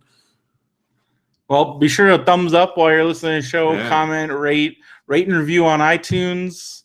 You guys appreciate that. Absolutely. You guys got an iTunes review on Mandarin Show, so one. I forgot my Apple ID, so I'm sorry, but oh gosh, I tried to go through the forgot password thing, and it was way too much a pain in the butt. Well, plus they make you have the most stupid requirements. Their password requirements are really annoying. I finally I have a document on the notepad on my phone, and I don't spell out what it is, but I give myself hints that I understand. Should use LastPass. Because otherwise, I just forget. LastPass. What's LastPass? It is a password generator tool, and then it keeps them all securely. Oh, okay. And then you'll never forget them. Right. But even that for Apple ID is a pain in the butt because you have to do it through iTunes, not through the browser. Right. And so then I have to copy, and I don't know. And I just get really annoyed easily at that. Yep. And also, I don't like Apple, and I don't like iTunes. And it gets annoying. But people do listen to this stuff. But thank you. So it's necessary. Yes, it's very necessary. Although Brian sent me some instructions on how to get on TuneIn Radio because that's what he uses to listen to podcasts via because he has an Amazon Echo speaker. And so I got to do that because it's kind of a pain. But once it's on there. Once it's on there. Google Play was so easy, and iTunes made it even easier now. They actually have a whole management thing now. Right. But yeah, things need to be easier. Because TuneIn Radio it was originally for radio shows only, but now they realize podcasts are where it's at. But now you have to make it think that you still have to make it think that your podcast is a radio show. Well, we are radio BrendoMan, so that helps. But the format's weird. It's kind of weird. But we're gonna do that. I got the steps. I'm gonna do it. Nice. And just I was gonna do it today, but again, it fell asleep. Nap day. Nap day. But be sure to listen to all the other Benvie Network podcasts on Stitcher and at BenvieNetwork.com. And it's cool hanging out with all the Benvie guys because this reminds me like we got a good thing going on. Good folks. And there's talked about some of the new shows coming down the pipe. Yeah, I almost like spilled the beans on one of them. Yeah. There's some interesting things coming along. You know what else is an interesting thing? Yes, tell. Is if you have an interesting website you can make, if you wanted to know how to publish it, you can do that on DreamHost. Absolutely. And I just found out, I got an email from DreamHost. This offer is going away. Really? On March 15th. This is it, huh? Well, I'll just tell you. So until March 15th, you can use the promo code Radio BrendoMan and you will save $50 and you will get a free domain registration. Due to the rising costs of, and also the whole IP addresses going away thing, right? Like we're almost into an IPv6 world, and that's going to be a big change for a lot of people. Okay. Because they're running out of IP addresses. So because of that, and because of rising domain fees and stuff, after March 15th, the free domain registration is gone. Okay. And after March 15th, using the promo code is going to be gone. You'll still be able to save $50 off your hosting if you go to radiobrendo.com and use the DreamHost link. Okay. Because we have a referral link now. They're doing it link-based. All right. I guess there was just too many things where like people were just searching Google for DreamHost referral codes. Right. And like, so then like it just, I don't know, like I guess the system was being abused. The system is down. But we can use our referral link to save $50. But for now, you can use the code Radio BrendoMan. You will save $50 off your order, and you'll get a free domain registration.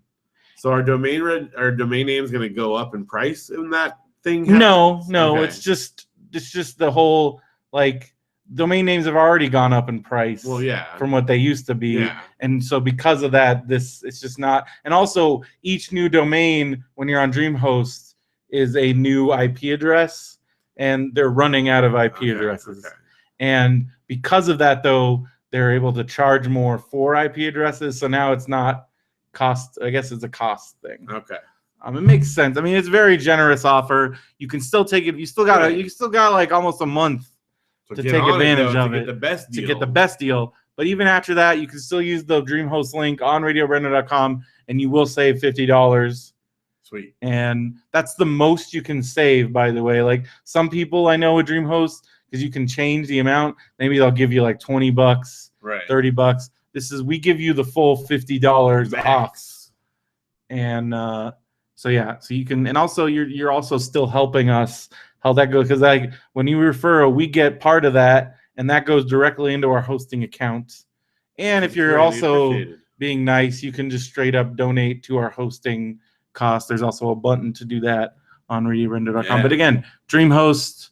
Use the promo code, so we'll be sure to remind you, and when that goes away. But for now, if you've been thinking about it, now's the time to do it, because that's how you get the free domain registration. That's going away.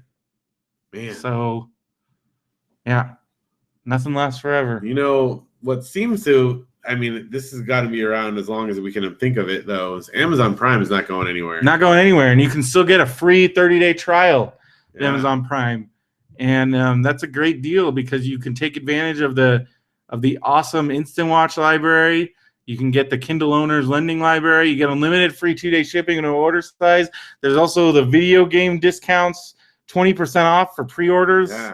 Like, that's crazy. It's a very, very good deal. Lots of crazy deals, and it seems like they're always adding new stuff. And if you want to try it out for 30 days free, go to radiobrendo.com, click the Amazon Prime trial link, and then it's just $99 a year once your trial is over. It's worth every penny.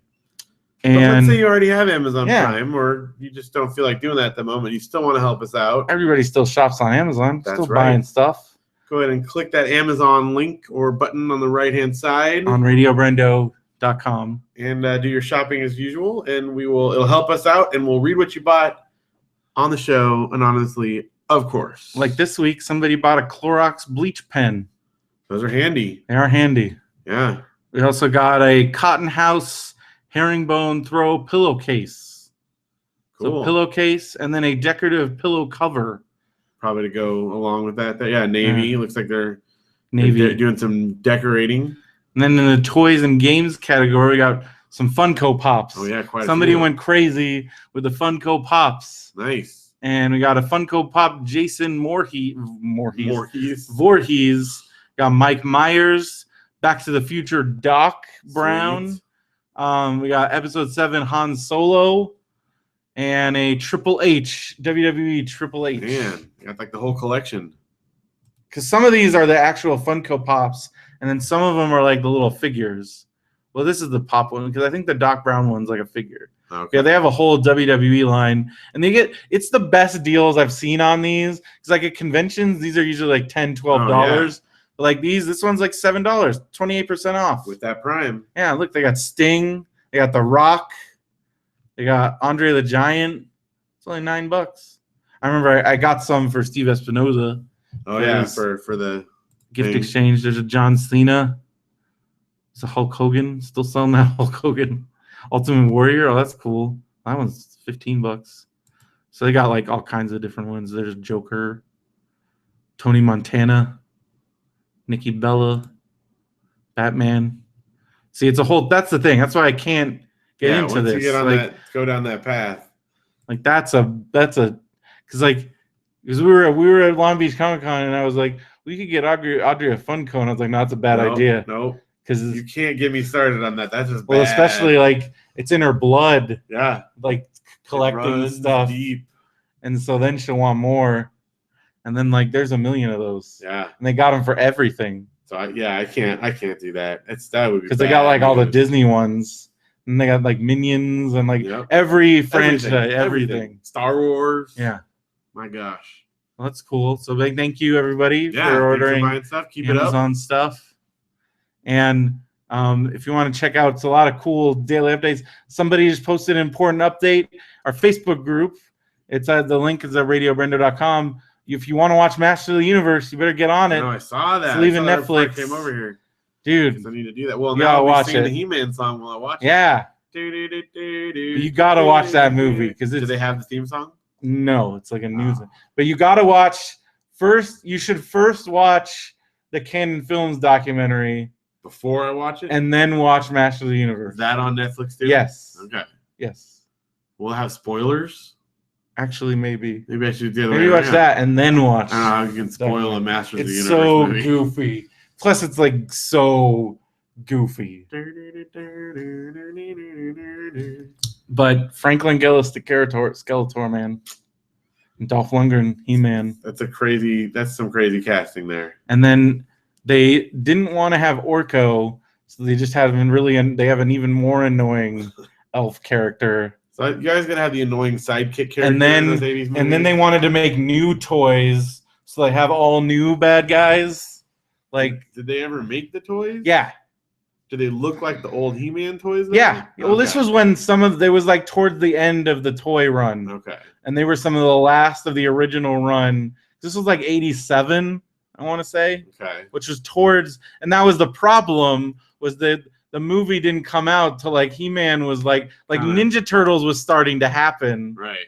And like He-Man was on its way out, and that's why it like did not, because like as a kid, like I feel like if that movie if you had told me in like 1985, like live action He-Man movie, holy crap! But like I didn't even see Master of the Universe till it came out on video, because like I don't even think I don't even remember there being like, because I feel like that should have been like the biggest thing of all time. Why did they not have He-Man in the title? Like that seems like the worst marketing decision that's ever. Canon Films for you. Like seriously. I think Mattel, I think there was some lawsuits that happened because the movie was not what they wanted it to be. I can imagine. And I think there was a lot of interference from, again, like on the toy front, and it resulted in the movie not getting promoted in the correct way. Right. And also, if you watching this Canon Films documentary, it's a miracle that any of their movies were released, let alone made any money.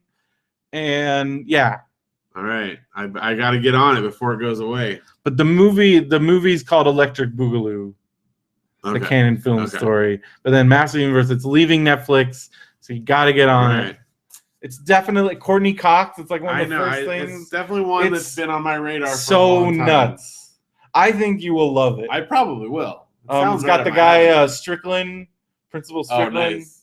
from Back to the Future, basically playing Principal Strickland as a police officer. He's like the chief of police. Wait, is it in like real world? No, but it's like it's basically like, oh yeah, He-Man in the real world. You didn't know that? No. Oh yeah, he comes to Earth. Oh, Dude, that's the whole premise of the movie. I thought it was all. No, they come to Earth. Not in Eternia? Part of it is in Eternia. But He-Man comes to Earth because there's like a key. I can't even explain it to you. But yeah, it's like the whole like fish out of water thing, and Wow. they're like, what is this weird planet? And like it's like him and Man at Arms and Tila. I love fish out of water movies. It's him and Man at Arms and Tila walking around 1986 Earth. Wow. And like so that's why Courtney Cox is just a normal person. And yeah, it's crazy. Right. I will definitely It's watch freaking it before crazy. it goes away. Like I can't believe that's like I guess maybe I further sold it on you. Like Yeah, that right. I now imagine that I know Star that, Trek 4 oh except my with gosh. He-Man. Oh my gosh, That's the exactly best. what it is. It's the best. Yeah. All right. And instead of the mom from Seventh Heaven, it's Courtney Cox. Man. Yeah. All right. I'm and on. it's like it's He-Man walking around. Just walking around New York. Is it New York? No. Oh. It's like the suburbs. Yeah, dude. How did I not know that? How did you know? I don't know. I just always. Oh man. All right. Well, I will definitely watch it before it goes. Yeah, up. dude. It's and that's all thanks to the Facebook group. Yeah.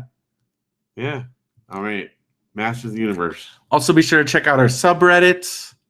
Any Kickstarter updates? Everybody should have their records. Everyone has their records. We heard more. Got a lot of more things. pictures. Yep. We were this week was kind of Long Beach Comic Expo. We're gonna start working on some of the other stuff. Oh, I forgot to bring the thing again. But yeah, we the Brax book is kind of our next. The Brax book is the next. That and the. We have one more bonus episode to record. Yeah. So there's a few little things still. We're still working on it. We'll get there. Don't forget to check out our Clicker Heroes clan, clickerheroes.com, or on Steam, or on the iPhone and Android store. Yep. And the clan name is Radio Space BrendoMan. Phil was just giving me a hard time. Yeah, if you want to see Brendan playing it for a while before we record, you can watch him clicking for a while. Sure, check out myvacationpants.com and JanelleandPhil.com and Darian Orange Show. As we mentioned. Guys, going strong. Yeah.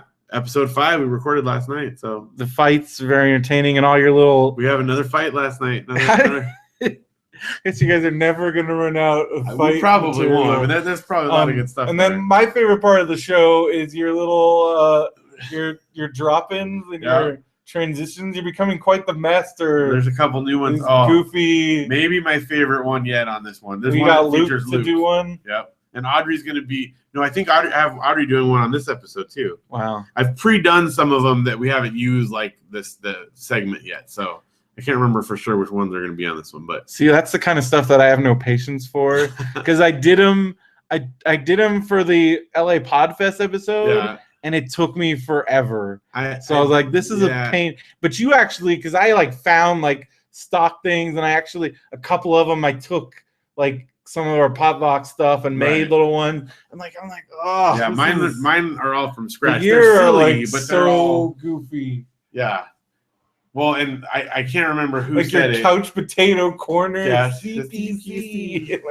Just your dumb voice modulating and are you using the different filters and Audacity just and messing stuff? Around with filters and also vocoder just using well, okay, here's even the silly use your part. detector.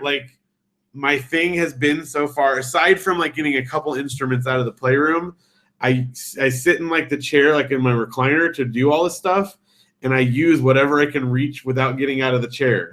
So I sit there and I look around and I lean back and just grab stuff and use the props that I can find from around my chair. Wow. Which is a testament to it's about the laziest thing I've ever heard in my life. Totally lazy. And also how cluttered your house there's is. that many things I could reach. Because I did the board game one, and I'm like, okay, I gotta do something that's like some dice. And then I look around and I see there's like a Yahtzee game. No, it was Farkle, which is kind of like Yahtzee. Yeah. And I saw it like it was in my backpack, so I like leaned out. And it's like you like shaking. Yeah, just me doing it. And I need like something. So I found a book and I leaned out and got a book to do it.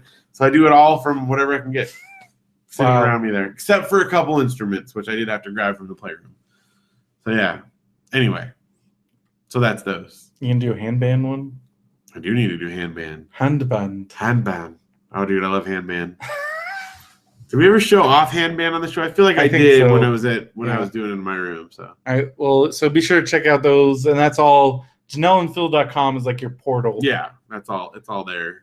So now that Long Beach is done, our next convention appearance is going to be a WonderCon. Yeah, it's going to be March 25th through the 27th, and we're going to be there. We're going to be doing our panel Saturday, the 26th. Right. And we can't reveal the time until the programming's revealed, which actually be coming up soon. But I'm excited for that. It's going to be at the LA Convention Center. We're already planning out like our transportation. Yeah. Because it'll be interesting to see. How's that? The parking up there sucks.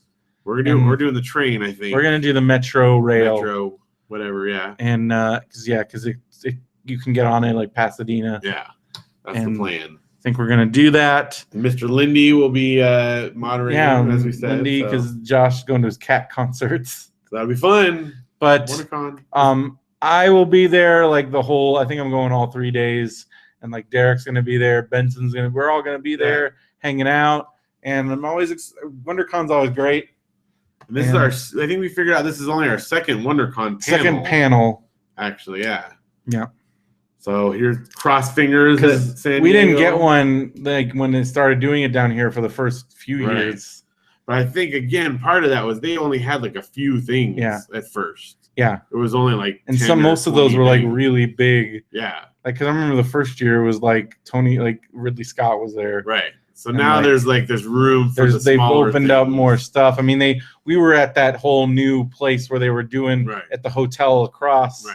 So they've opened up new areas, which is cool. And the whole fan area, that's where we were, and that was fun. We had a good turnout last year, so I think that's why we got. But I think they like us in those evening slots. Yeah. They're not highly sought after, and we get decent turnout. Hey, we get a good turnout, and our people are coming. We just talked to our friend Alex. He's going to bring his D&D group. Yeah, that's awesome. And Cheryl said she's coming again, too. Yeah. We'll have plenty of people there. So that's always exciting, and you can check it out, too. There are still tickets available on sale at comic-con.org, but I think they're going fast because it's turning into a big deal. It's definitely growing huge. I mean, just seeing it grow over the years that we've been going, since it's moved down to L.A., there are still a lot of bitter Bay Area people that are mad that it left, but I don't know if that was WonderCon's fault. I think there was something with the convention center. Yeah. They moved on to other things. Yeah. And that's their loss, our gain. Yep. Yeah, it's nice having those two big conventions, and between that and Long Beach, it kind of keeps us busy. Cool thing, because the next Long Beach Comic Con's in September. Yeah, and we already got the invite back. So we're gonna be back there, and I think it's like the week after LA Podfest, which we're also going to. Or maybe it's the week before. I think it's the week before. Right around there. Yeah. Well, they haven't officially announced the LA Podfest dates, but there were some dates that were thrown out there that I managed to put it on my calendar. So I'm pretty sure that's what we're looking at is like Long Beach and then LA Podfest, which that's super excited for that. Conflict. I don't think it will.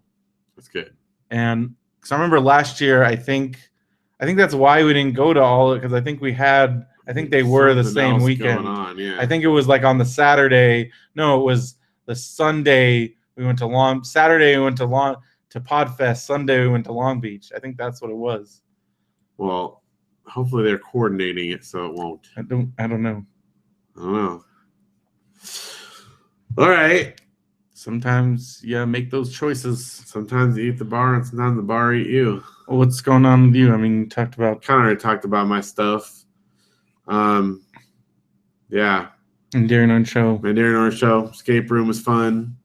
Went to the movies. We'll talk about that at movies. Yeah. Yeah. That's about it. It's about my week. For me, Long Beach Comic Con. We had a good time. Yep. Yeah. And also, we were a little concerned about the Carmageddon situation because the 91 freeway was closed all weekend, and it was fine. I think there was less traffic than there normally is. Well, that tends to happen sometimes because they do a really good job of scaring everybody. So nobody went anywhere. But that's good because if they didn't do that and it was the normal amount of people on the roads, then it would be horrific, which has happened because I remember after the first one. So there was the first one when they closed the 405 and they made such a big deal about it that then like nobody's on the road. So then the next time they did, people were like, well, nobody was on the roads last time. So then and then it really was horrible. And then it's like, that's because like it worked and now you guys ruined it. They overcorrected. Yeah. So, but I think now, like, I mean, because that could have been bad. Yeah. Because the 91's like the main, if you're trying to get around Orange County, yeah, like that's the main right past like the Long Beach area. Yeah. So, but it was fine. Yeah, perfect. And then on the Saturday, I went to see a good friend of the show, Josh Roush. Saw his short film, The Mission, and it's really great. Nice. And he screened it at a film festival. It was at LA Live, Regal Cinemas, which that movie theater, LA Live, is huge. Really? It's like 3 stories. It's freaking ginormous. So, but that was fun. And you can, I think he's going to start, well, I think he's still doing, they're doing a bunch of festivals, but it's going to be available at some point. His website is anticurrent.com. You can check out the trailer for it there and then state, like, I think he'll eventually, and also he has a podcast. I want to give him a shout out. His podcast, it's called The Soapbox Office, and Soapbox Office. Yeah, and they talk about, so they have their main, so they talk about movies. They have a lot of different things going on, but then their main segment is they basically they don't like rip on the movie, but they'll take like a popular movie that everybody loves and offer a alternative to that movie that they think is better. Okay, that's cool. And but like a lesser known. So like this last episode, they said like the popular one. So they're talking about Audrey Hepburn. Okay. So like Breakfast at Tiffany's. Right. And they're not to knock Breakfast at Tiffany's, but they were like the better movie that more people should know about. Wait Until Dark. Oh yeah. Which is like really good and awesome. It's the one where she's blind. Yeah, she's blind and it's freaking scary. Yeah. And so they offered that as like a better alternative. Oh yeah. Although my favorite Audrey Hepburn is still Charade. I love Charade.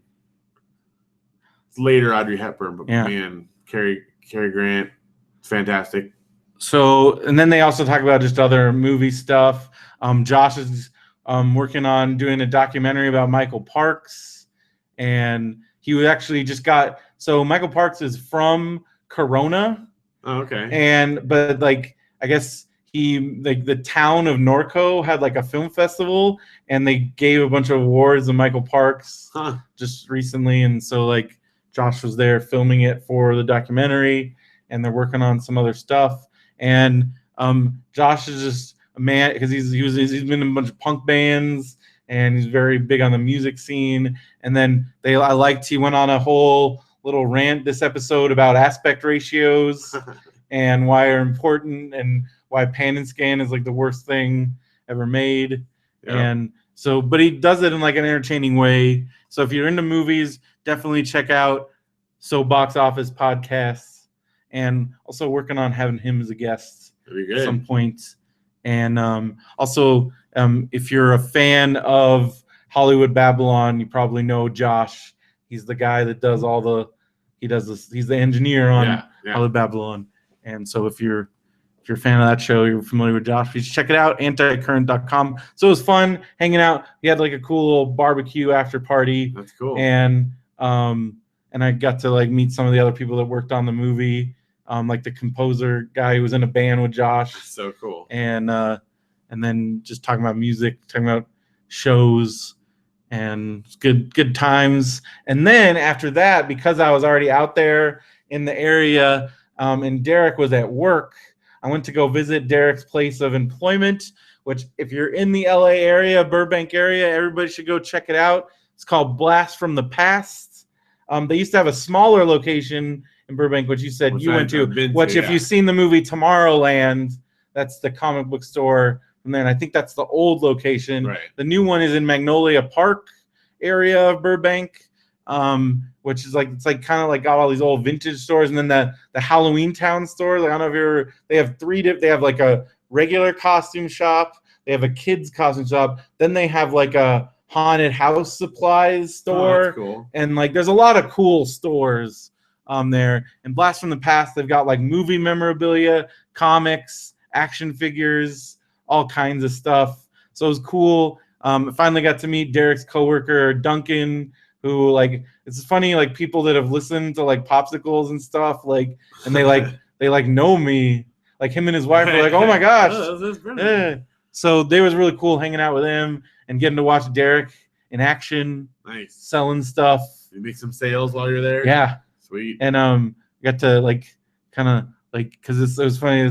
That's how I feel like I could have fit in pretty well in that culture there, because like everybody has been working, I guess, like, because like Duncan's been working there forever, and like there's this lady who had been working there for a long time, and it's it's not like comic book guy type. It's like, it's just a bunch of nerds basically. Right. And it was funny, this lady was like buying some movie posters, and she pulled it out, and it's double, it's like, it's a real one sheet. So and she's like, oh, why is it double sided? And I couldn't help it. I'm like, oh, that's because like it helps when they put it in the light box, so it'll shine through. Because if it's not double sided, then it won't, like, the light won't go through. And she was like, wow, that's fascinating. Like, she's like, do you work here? I'm like, no, Is that what it could have been your job. But like the other lady that, like, because like it was almost like helping her, like, because I was like, that's how you know they're real things. And she's like, oh wow, yeah. And like, she's like, well, I'm glad I'm buying. So like the other, like the lady that I guess like has worked at the store, she's like, oh yeah, you really know your stuff. Like, she's like, you need to, like, you should work here. And I was like, good job. I think they're full up on, but also like, I don't know if driving to Burbank for minimum wage would be cost effective. Perhaps not. But should have played a comic shop around here. Comic shop jobs are that you'd be surprised how competitive. I can imagine it is. It's a sweet gig. Because it is a sweet gig. Because again, like, we're just hanging out with Derek all day. Pretty much just stood around and talked about nerdy stuff, and what was helping people out by telling them nerdy stuff. And like the backstory on all these action figures, but yeah, I fit right in right there. I wasn't out of place. That would be fun though. And yeah, and then watching, like, there's some old guy that's trying to strong arm Derek into buying some comics. He's like, well, I'm just going to throw them away if you don't buy them. And Derek's like, okay. We're not buying anything right now. Come back next week. And he's like, no, I'm throwing them away. It's like, but it's fun stuff like that. It was fun. But you can check out that store. It's called Blast from the Past in Burbank. Sweet. And then down the street, and I had heard about this place, is Rocket Fizz. Okay. Which it's a soda and candy store. They actually make their own sodas in-house there. Nice. In fact, as I discovered, because I bought one there, they are the manufacturers of the Rowdy Roddy Piper all out of bubblegum soda. Let me tell you, it's really good. And then I also had their house Shirley Temple. Sweet. They had another one that I wanted to get, but they had a 4-pack, so I had to pick 4. Okay. Because the 6-pack, they didn't actually have boxes for the 6-pack, and I was walking back to my car, so like I wanted to have the like nice holder. Practical. And I'm on a little bit of a budget, but so my 4 that I got were the Roddy Piper one. Right. I got their Shirley Temple, their in-house Shirley Temple. They also had one that sounded good. They had like a graham cracker. Interesting. But it sounded like, I did a taste test, and then they had like a spicy, kind of a spicier one. Okay. They have a couple different in-house ones, and then they had like 80 different soda. Like, it wasn't quite Galco Soda Pop Stop level. Yeah, but few places are. I mean, that's the ultimate to me. Yeah. Like, that's the ultimate. Yeah. But this one, they had a ton of stuff. So I got the Roddy Piper. I got the Shirley Temple. I got a Kickapoo Joy Juice. Of course, because it's great. It's like, I think it's better because it's older. It's like it was made before. It predates Mountain Dew. Right. And it's better than Mountain Dew. Yeah, it's pretty fantastic. Because it's like a Mountain Dew type soda, but it's really good. And then the last one, which I like because it's very unique, and again, it's been around forever. Cheerwine. Oh yeah, that's good stuff. Cheerwine is good stuff because it's almost a cola, but not quite a cola. It's got some. Do you know what the name is from? No. Oh, okay. So going to Galco's, the soda pop stop. Well, he always tells you all the stories. Yeah, I asked him about it, and he'll tell you everything. So Cheerwine, it comes from Prohibition era. Oh, Same yeah. as root beer, Yeah. Because they couldn't sell soda or they couldn't sell alcohol, so they named these sodas that were like, trying to get people to buy. Oh, it's Cheerwine. Because it was the beer companies that were like root they had beer, Cheerwine, they had to sell some things. So they didn't want to close down the breweries. So that's where it came from. Because a lot of those old stuff, that's where they trace their roots all the way back. I'm just really bummed that I was talking to who was I talking to? I don't know. Somebody. Okay. One of the Strang crew. Okay. I think it was either Rich or was it Sadecki? I don't know. Anyways, we were talking about sodas, and it was Strang. Because have you ever had Dublin Dr. Pepper, like the original Dr. Pepper? I have. And then Coke bought it away from him. So for a while, even though they were still able to make the Dublin Dr. Pepper, and you could still get it sometimes at Galco, right? But then you could, if you knew anybody in Waco, Texas, and it's outside Waco, it's Dublin, but you could actually still buy it.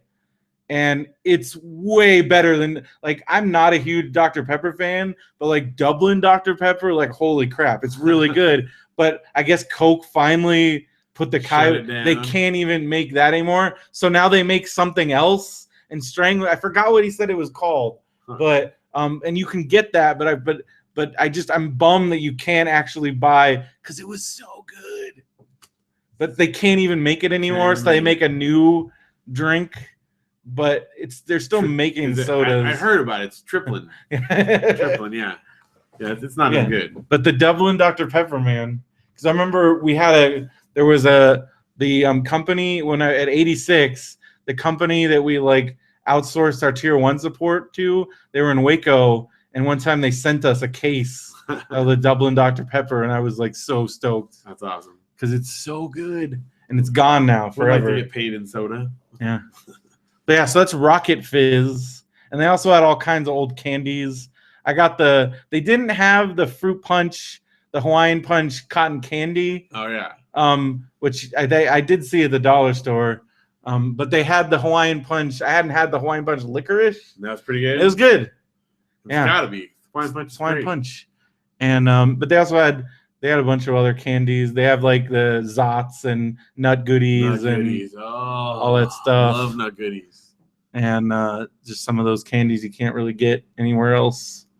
They had a whole huge wall of if taffy is your thing. Oh yeah. They had a million different taffies. And this is what I liked about them. The bulk candy, they didn't do it by the pound because that always gets you. Right. They did it by the bag. I was like, it makes sense. Yeah. They're small bag is this much, big bag is this much. That makes sense. This is how I know they make less money that way because that's how they trick you. Right. Sweet Factory and all those places. That place at Universal. So I remember I go to Universal, I'm I got a thing of Coke bottles and I bring it up there. And it's $12. I was like, what? Yeah, you can just go buy a thing. I mean, it's ridiculous. But then when you're there, you're like, oh dude, gotta have it. Because they have all the different kinds of gummies and you're like, oh. Yeah, my favorite to get at those places is the little raspberry and blackberry ones that have the little hard oh my gosh, those gummy plus sharks rings, all the different rings. The gummy sharks, and then they have the giant gummy Coke bottles. I always like those, and you can only get those in the bulk. I gotta tell you, that's the hardest part of doing a low carb thing is I haven't had candy. Plus, in your house, you always have everywhere. The kids have candy because they got all this stuff at Valentine's Day, and I'm like, ah. So today, Janelle went to the vegetable stand down there by the freeway. Do they take cards? They do take cards. All right, I gotta go down. Gotta go down. It's fantastic. But they have a whole those candy set. They always have it at those farmer market type things. and they have a whole section of like sugar-free ones. So she got some of those. Sugar-free candy sucks. Well, so here's the thing. So she got these like they're almond clusters with like caramel, but it's because I haven't had it in so long. I'm like, okay, that's pretty good, but it's not that good. But I ate a couple of them. Also, it does stuff That's to your what I'm body. saying. I ate some this afternoon, and before I came over here, I was like, because that's the what like. happened? Those sugar-free. You got to be careful. They cleaned me It stuff out. does stuff to you. That's the like loose stools. Yeah, Like they should just call them that, loose stools candy. because isn't that like Olestra? And It's like got whatever it different- is. Well, the sugar substitute is I forget what it's called. There's a sugar substitute that does it in some of them. So and that will do stuff to you. yeah, I'm telling you. Because I remember. Well, that's the infamous the sugar-free gummy bears. Yeah. On Amazon, where the guy The reviews, that's that review where the guy had like diarrhea like so bad. Like, it's a real thing. I can tell you from very. I don't experience. mess with sugar-free candy, But the dude. good thing is, you kind of do sometimes get backed up when you're doing low carb. So if you need a little, unplugging, I got a tool now. Well, I got to go down there. The place is great though, it really is, and They have like dried fruit. they got they have all the you've been to those kind of stands before. Yeah. Like they have all that stuff, dried fruit, Juice, candy. They got fruit, vegetables, all that kind of stuff. good deals. Good deals. It's all Good fresh. It's all the freshest you can get. Fresh as you can get. Is that a thing? Fresh as you can get. No, that's like I think that's like from the best that you can get. What is that? What is that? That's like a jingle. The best that you can I get. don't know. I don't know.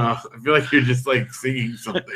All right. Well, Rocket Speaking Fizz of- is cool. Blast Oh. from the Past is cool. Oh, Speaking so of speaking of songs. things, so when we were in our first we were talking about Remington Steel, On then our we did the pre-show. He-Man thing. Yeah. Then you were talking about Riptide, Which is one of the Which shows is- we watched back and then then. we were talking about how there was like an amalgamation of like A-Team, Knight Rider, Airwolf, Airwolf. because they had like a helicopter. Magnum PI. Magnum PI because he had the Magnum and mustache. then, like sports This cars. is like a hybrid of everything. So then we're talking about other 80s shows. And I was like, yeah, I used to watch Hunter and Airwolf.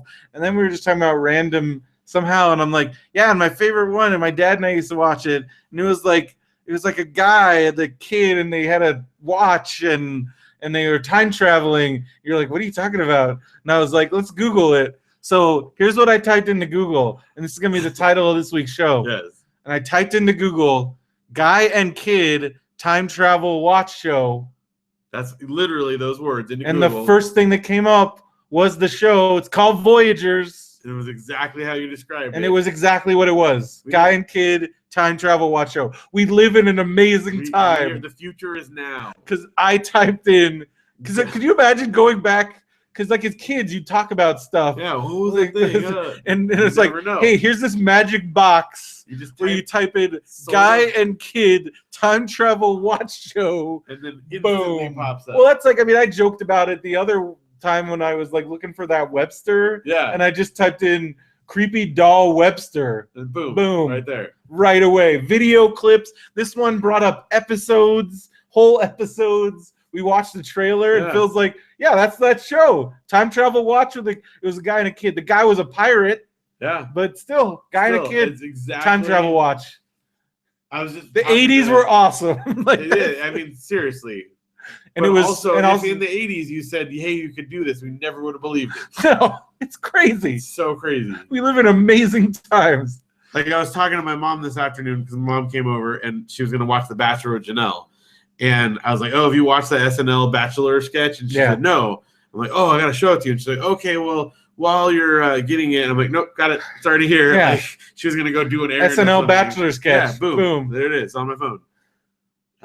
Yeah, it's amazing. It's just amazing how instant we Guy and have- kid time travel Guy watch and show. kid time travel watch show right there. Like that's it. And then like if you want to get nerd, then we got a little nerdy about it because like I was like, And then, like, again, the internet, because I'm like, I'm pretty sure that's Soleil Moon Frye's brother. So we click the first IMDb link. Sure enough, there it is. And then we look at all his credits. We were joking about how, like, if you're like a kid actor in that time period, like, because we had just talked to Keith Coogan and stuff, they were in, like, those guys that were in all of those shows. So his IMDb, it's like everything, including A-Team and Remington Steel. Yeah, I mean, A-Team, Remington Steel, like Silver Spoons, Different Strokes. All the shows like of that time period, like being a kid actor at that time would be pretty awesome. Oh, Steve Espinosa's in the chat and he says, remember the curly haired guy with the body Slim anatomy? Goodbody. Slim Goodbody, that's it. I have a record of Slim Goodbody. Yeah, of him like talking about anatomy.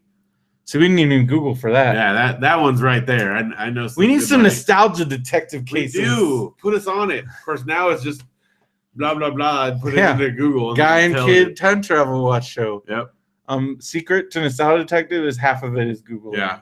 But knowledgeable Googling. Yeah, you gotta know how to wield it. And also, like, you know a little bit of things just from my vast stores of useless information. Because you got Guy and Kid. But Guy and Kid time travel watch show. Like that is the craziest thing that just instantly knew. Oh yes. This must be what he's talking about. We typed in He-Man, Remington Steel, and there it was. There was that. Someone had a mashup video. That one still blows my mind. Because I'm like, wait. And then I'm like, no, is that He-Man? No. It is. It's He-Man. It's crazy. And Henry Mancini is very famous. I mean, he did Pink Panther. Yeah. And he did Remington Steel. Peter Gunn. And then got, but not ripped off because we found out they came out the same year. So, I mean, chances of that being hive mind, man. Yeah. Collective conscious. Can't believe it. And speaking of 80s, on a sadder note, it's happened. Rest in peace, George Gaines, Henry Warnemont on Punky Brewster, Commandant Lassard.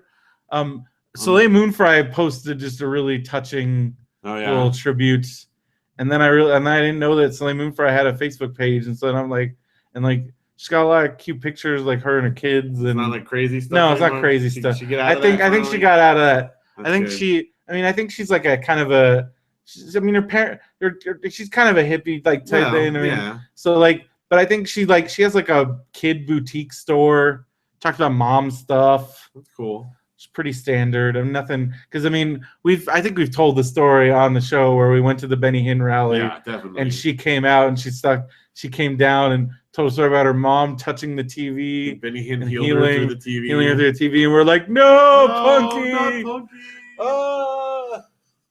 But I think that might have just been like... We have told that because it is weird that, like, very early on in our friendship, I'm like, hey, come to a healing rally with me because I want to go and mock it. Like, but then it quickly got scary, and so we left. Like, this is weird. And they started trying to hound everyone for credit cards and stuff. And I felt like because I've watched some videos where like at the Trump rallies they're like actively trying to find people that aren't there, and I felt like we were like a step away from getting like found out. Yeah. Because like things were getting weird. It was getting weird. And I'm people like, were, like I'm worried we were gonna get like mobbed by like a group of people like outsiders. Like, that was one of the great parts about our friend group in college is that I could be like, dude, you guys, we got to go to this weirdo thing, and we had like 10 dudes that came with us. Your brother came, like, Matt and like Ben and all those guys. Like, yeah, because I also remember like Matt and Jeb. That was when I realized like I was hanging out with hoodlums because that was like one of the many times they just like stole a street sign. Yeah. Also, I mean, my brother's introduction to college, like he had so many weird, like. Well, my brother too. Like, what they must have thought, like, is this what college is? Yeah. We go out to. It's more accurate than what TV's telling you. Absolutely is. It's like, what did I do? I took him to a movie. We watched Big Lebowski in a room. We all ate Pizookie till we got sick. Yep. Did a bunch of just goofy naked dudes climb up on rooftops. Yeah. Yep. So another interesting one that you have on here, and I didn't even know about this till you mentioned it tonight. Yeah, so the same day, this happened like around the same time that Justice Scalia died, so it got overshadowed, but the great author Umberto Eco passed away.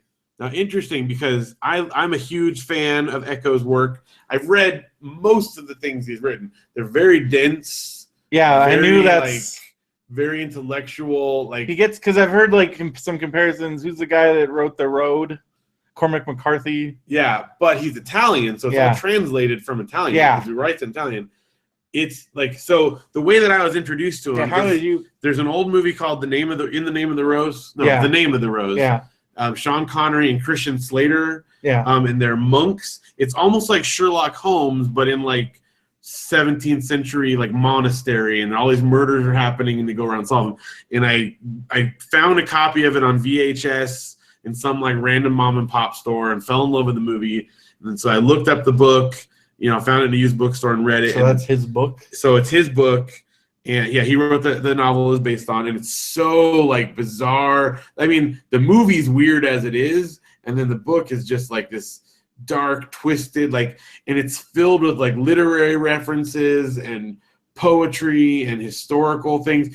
It's the kind of thing where I would literally like read the book and sit by the internet, and like half the time I'm Googling like what the heck is this even talking about. Like I would check out other books from the library to read about the references he's making. It's like insane because there are all these like weird conspiracy theory things and these history things.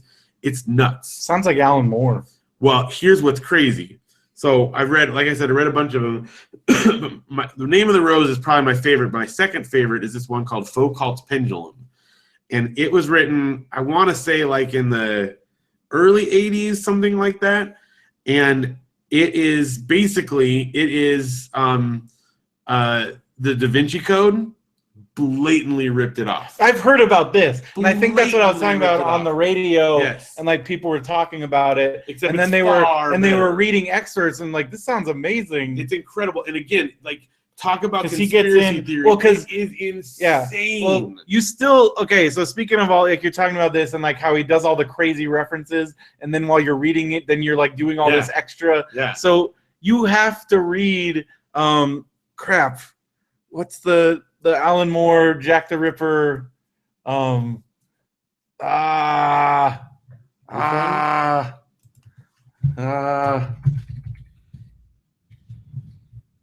you From Hell. Oh yeah. Okay, so didn't you get the ebook, or like I gave it or something, or like I don't know, maybe. I thought I gave it to you, or you did like didn't you do the story bundle that it has it, or no, there was an humble bundle. No, I don't know. You gotta get it. Okay.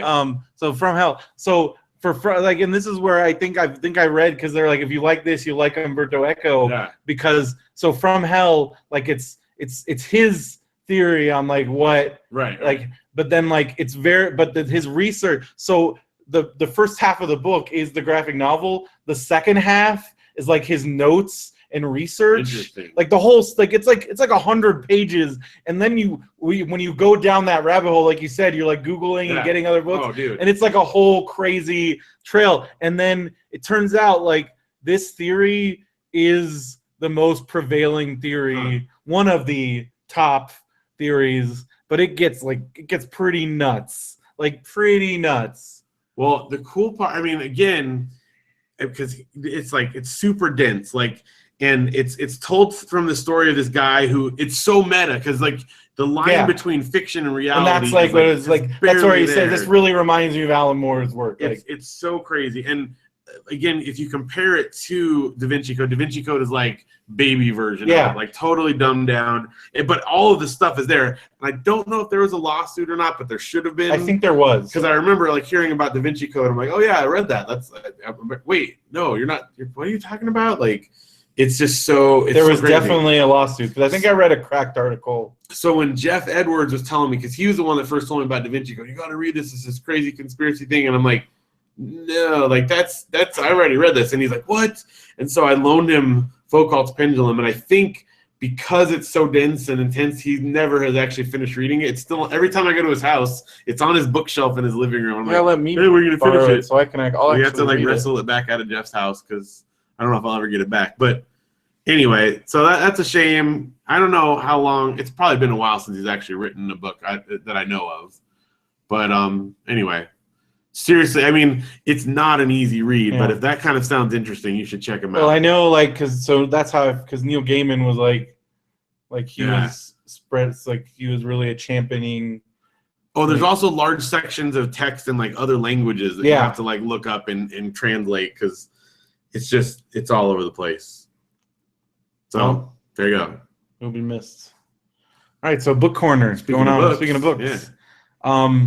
So I finished that Jack Vance Treasury. Yeah. It was really great. I mean, like tons of stories. It took because this is like an anthology of like sci-fi stuff. Yeah, of like his short stories.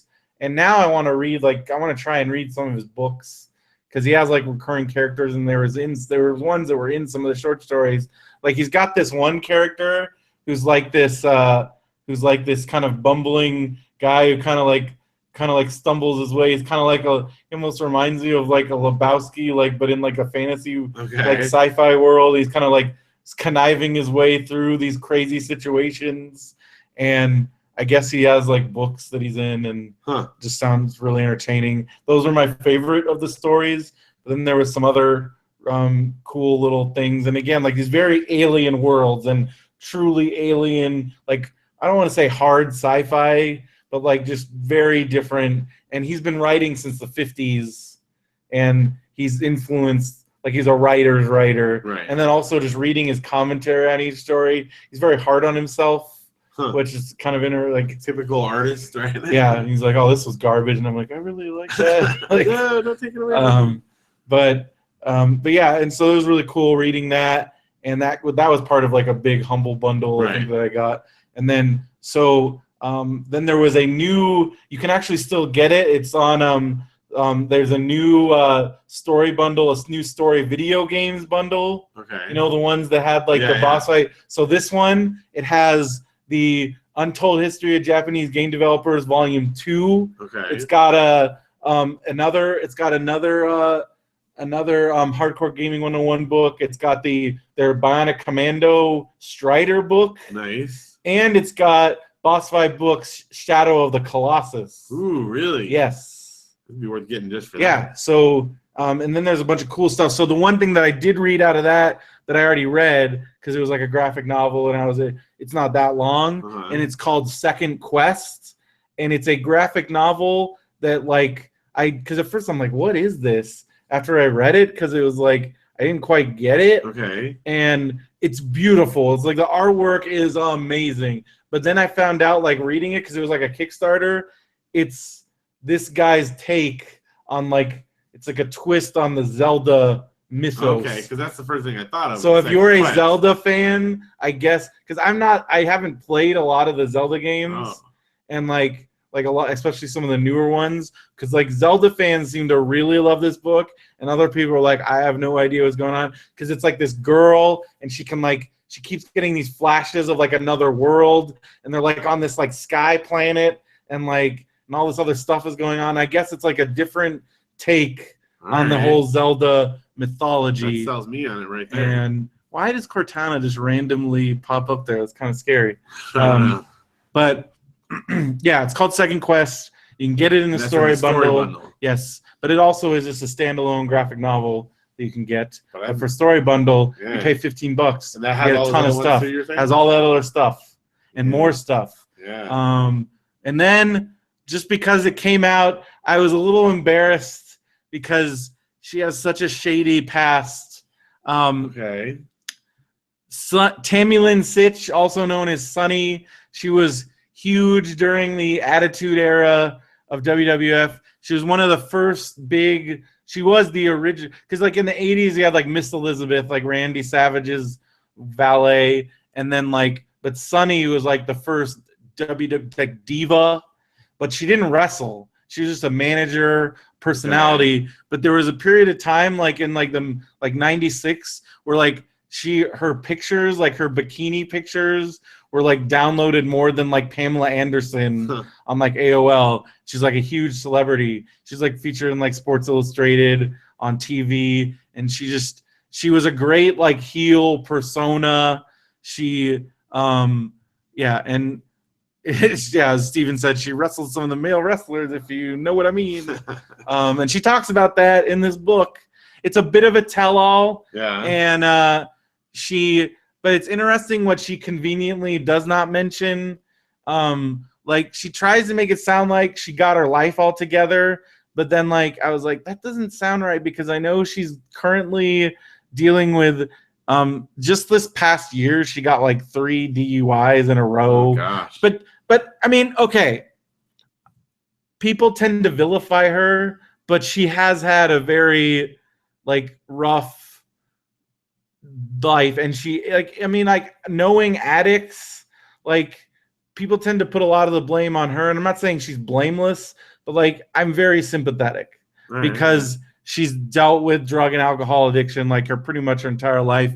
Her husband, well, they weren't actually married, but like she met Chris Candido, like they were high school sweethearts, and then she and him, like they came up in the business together, worked in the indies, made it to WWE, then left WWE, went to ECW, WCW, and then Chris Candido, like he died, like they both were clean at the time, like they had finally cleaned up from like pills, mostly pills, like pain, they were all addicted, but everybody, like this was at a time like all the wrestlers were just like addicted to painkillers, and a lot of people died, and but they had cleaned up their act, and Chris Candido was wrestling in TNA, and then he had a freak ankle injury, and it's just a really freak story where, and this happens, like this is a very common thing. So he broke his ankle, and then he flew up to back from Florida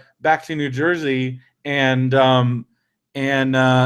because he flew like high altitude, it caused a blood clot because he hadn't fully healed, and because you're not supposed, that's why you're not so. And I guess, and that's where they don't know, like if anybody at the hospital even knew, because they're like they should have. Did he tell anybody that he was gonna be? Because I'm pretty sure if he had told him I need to fly, they would have told him no, you can't fly, because you're not supposed to fly when you're, especially with these kind of injuries, because again, like at a high altitude, you can develop these blood clots, and he died of like a blood clot after this ankle injury, like a total freak thing, and then that's bad, and it was just this tragic thing, and she had already. Her dad died like when she was like 20, and like her niece died like tragically, and it was like a situation where like her niece, they were very close in age, so it was more like her sister, and so she's had these like huge losses in her life, and then like addiction wrapped up in all that, so it hasn't been an easy thing for her, and then this loss of like her great love of her life and like that, and that kind of led her into this, and ever since then she's been on like a crazy. She went to jail. She ended up with this other wrestler dude who like abused her. And it's kind of this whole he said, she said thing. But again, like we're living in a world now where like there's no reason yes, she has lied about things, but I feel like this whole like as soon as the dude says I didn't do it and everybody's, oh well, he didn't do it, like I don't think that's good. Yeah, that's true. So and like just some of the circumstances, again, like this dude is not, and like she got all tied up in this dude, and now she just did a porn because she needed money, because so it's like this whole thing, and then she made this book, which again it doesn't mention certain things that, like again, she didn't mention the fact that like, and it's happened like this. She could have put this in the book, but she kind of like everything's great now, and I'm like actually like no, that's okay. Because she did just have like a major thing, and so she's got this book. But I mean, it's interesting just reading about her journey in the business. The wrestling stuff is interesting. Her take on the Montreal Screwjob with Bret Hart. It's one I haven't heard before. It's somewhat plausible. She claims it's a work. That means it wasn't real. That Bret Hart, like they were all in on it. I don't think that makes sense, but her reasoning behind it, because she claims so. Everybody should. Even if you're not a wrestling fan, I'd recommend watching. It's on. I think it's on Netflix. It's definitely on. It's on Netflix or Amazon. It's called Bret Hart Wrestling with Shadows. It's one of the best. It covers the whole year of Bret Hart's career through the Montreal Screwjob, where like he didn't want to give up the title in Canada, and like in the middle of the match, they stopped the match, forcing, and like he lost. They took the title away from him forcefully. Like, and if you've never heard about it, it's kind of a big thing in wrestling, and so Bret Hart afterwards, immediately, and this is in the documentary, he goes into a locker room. They can't follow him in because Vince McMahon like says like, "Oh, you can't come in here." So he confronts Vince McMahon. They left his microphone on because they were filming for the documentary, and allegedly he punched Vince McMahon in the face, and then he walks out and leaves. Sunny says, because she did go to medical school, I actually went back and watched, and I don't think she remembers it correctly. I think that's the problem here, because she says she believes that because Vince McMahon already had like a black eye, and that's like way too quick for a black eye, but he doesn't really have a black eye. I think she's just remembering things a little incorrectly. She thinks that because of that evidence, that it was actually Shane McMahon, who you just saw, like, because he was also in the room, punched Vince before Brett even came into the room, and then they fake fought. And then, because again, there's no cameras witness this. Right. So then Vince left, and that was a way for Brett to come off like, oh, Brett got screwed, and like he was mad. That was their way to kind of do this whole thing to get the title off of Brett. I don't think that's because there was so much bad blood, and like the things that happened, it doesn't quite make sense to me. But I mean, it is an interesting theory, because there is still a huge amount of people that think it wasn't real. Right. It's one of those interesting things of the wrestling world.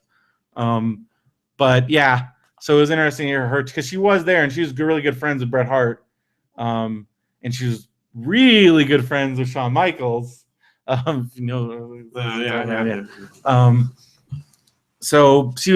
again, she has some interesting to say about that. And I mean, but it's, unless you're a wrestling fan, and even then, it's still kind of, this whole thing is kind of like, I don't know, it's seedy.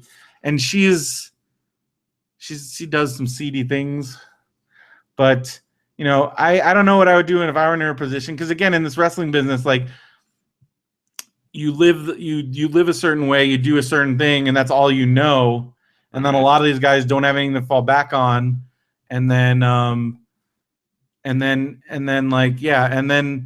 she was, again, like, she was so famous, like she was huge, like huge on a level that people just aren't that, like as Steve just said, like people aren't as famous as she was.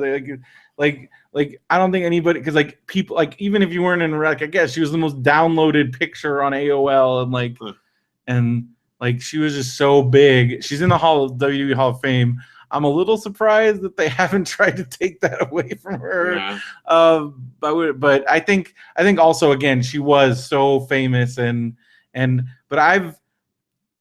she's usually at WrestleCon, and like one time, like I was like, should I go? And then she's like, hey, and I was like, and I was like, I didn't know, like I was just like weirded out, like, so I never got to talk to her, because I'm just like, because she does things for money that some people wouldn't approve of. Right. Just leave it at that. And I didn't want to like be in this awkward situation where I'm like, but you're Sunny, and like I'm sure she's got tons of great, and I've heard she's very nice, and she seems like a nice person. Well, what I know of her is I know that she's very generous. Like, she shares a lot. Oh my gosh. You know, Sunny and Cher. Shut up. Yeah. That's the thing. Like, I'm worried that like I would start talking to her. She's like, all right, that's $50. And yeah. But it was, I just wanted to read to see what she had to say. And it was interesting. It was a quick read, really quick. And she's governor? Where you or going? was it mayor? I forget. No, senator? He was a senator, and he was the mayor of Palm Springs. There you go. See, I got them both. And Sonny Bono's dead. I know, it's sad. Sonny's So when Tammy was this book written Sitch then? is not. Oh, okay. Bono, you didn't. Steve, you're just encouraging him. Oh, Steve, you got me, babe. Stop it. Well, that was the book. It's called A Star Shattered: The Rise, Fall, and Rise of a Diva. All right. Again, well, you tell your own story and the facts don't always mesh. Just There's the facts, man. the other thing, I don't really want to get into it because I still don't know the truth. I was doing some research today. She may or may not have lied about having cervical cancer. That's bad. It's kind of bad. That's bad. Because the facts around it that she presents in the book don't all add up. Because so she says that she got HPV from this dude, and then she got cervical cancer, but HPV turning into cervical cancer, I've listened to enough Dr. Phil and like read enough things. It doesn't happen like in that quick. It usually takes like 8 or 9 years to develop into cervical cancer. So if she did get cervical cancer, it definitely wasn't from that. Huh. Like the facts just don't add up. And Steve said she meant PVC. Yeah. From some guy at Home Depot. So like there's certain things like that. And then also some of the things that she said, I had to unfollow her on Twitter because she said some racist stuff. That's bad too. She's a Trump supporter. Just leave it at that. So yeah. All right, what else have you been reading here? All right. I read I talked about Second Quest. I'm still reading Complete Book of Screenwriting. Actually haven't really read that in a little bit because I got all this other stuff. Yeah. But Skippy Dies, I've been reading that. It's really good. It's really entertaining. I like that it jumps around to like all the different, there's so many different characters and you find out about them. There's all kinds of funny little stories. It's like the kids and the adults and like the teachers, and there's a lot going on at this private. It's like one of those fancy private schools in Ireland, and that's really good and it's really funny. And then it's then one of my the next book that I read from that story bundle, this newest story bundle, it's I guess this started as like an online zine. It's called EXP, and this one it's called EXP, and then the collection is called Negatives. Okay. So I think it's their negative. I think it means because it's their negative reviews. Oh, okay. But I don't know, man. This guy, like, even just reading his intro, I was like, oh, because he's like so pretentious. Okay. Because already he's like, I started this because all gaming journalism is terrible and all this, and I didn't want to do it for the wrong reasons. I don't want to sell out, man. It's just very zine. And sure enough, he's from Austin, Texas. Just stereotypical like gaming hipster. Right. Like on the picture, it's him doing the David Bowie like chain, like the cover where he's like holding his hands up, but it's him, and I'm like, wow, like that's bold. Like, okay. But he even said he like did it as a tribute to Bowie because he wrote it like this is like brand new. Like I think it's making its debut in the story bundle. It doesn't have a Goodreads page, so I'm gonna have to make one. Because I need credit for my books for my but then like the reviews, like they're written like he's trying so hard. It's like new games or old games. It's like newer games. Like it's through the period, like the first, like it's like a lot of these reviews are from like the mid to late 2000s. So like talking about Punch Out for Wii. Okay. There's one about like you didn't like that. Well, he said it was basically saying it was racist. Again, just like very like and then like just some of the, but then like the way you write, some of them are funny, and then other ones I'm like, all right, come on, dude. Like some of them, like I feel like for you it would be that pretentious garbage label. Sounds like that. But I mean it's a short read. I'm almost done with it. I was reading that while I was hoping that I was going to be able to go back to sleep because I was waiting for her to finish crying. Well, at least you got a nap at some point. Yeah, but now I'm going to be up late. I'm going to watch the rest of Raw. I had to watch the beginning because I had to watch Shane McMahon come out. And that was awesome. And you saw how crazy the crowd was going. Nuts. Well, I finished Harry Potter and the Chamber of Secrets. Yeah. Did you see that coming? Well, which part? Tom Riddle. Well, I didn't get the anagram until the end. Ooh. But I did kind of figure that's what was going on there. It's kind of similar. It was very much similar to the first one where he's got like an underground showdown with someone who is secretly harboring Voldemort, basically. You'll start. There is kind of this convenient pattern in the Harry Potter books where like there's this altercation at the end of the school year. it's very convenient, like how they wait till the end of the school year Or every he gets year. like knocked down, but then he's miraculously saved by something at the end. There's kind of a pattern, but I mean, like she plays with archetypes, she plays with tropes. Okay. And you've got these. Not that I didn't like it. Don't get me wrong. But there's a lot of discussion about that. Like, it's funny how they just wait. Like, why don't if they really want to throw off, they should do it at the beginning, like right at the beginning, during the summer, like Christmas break.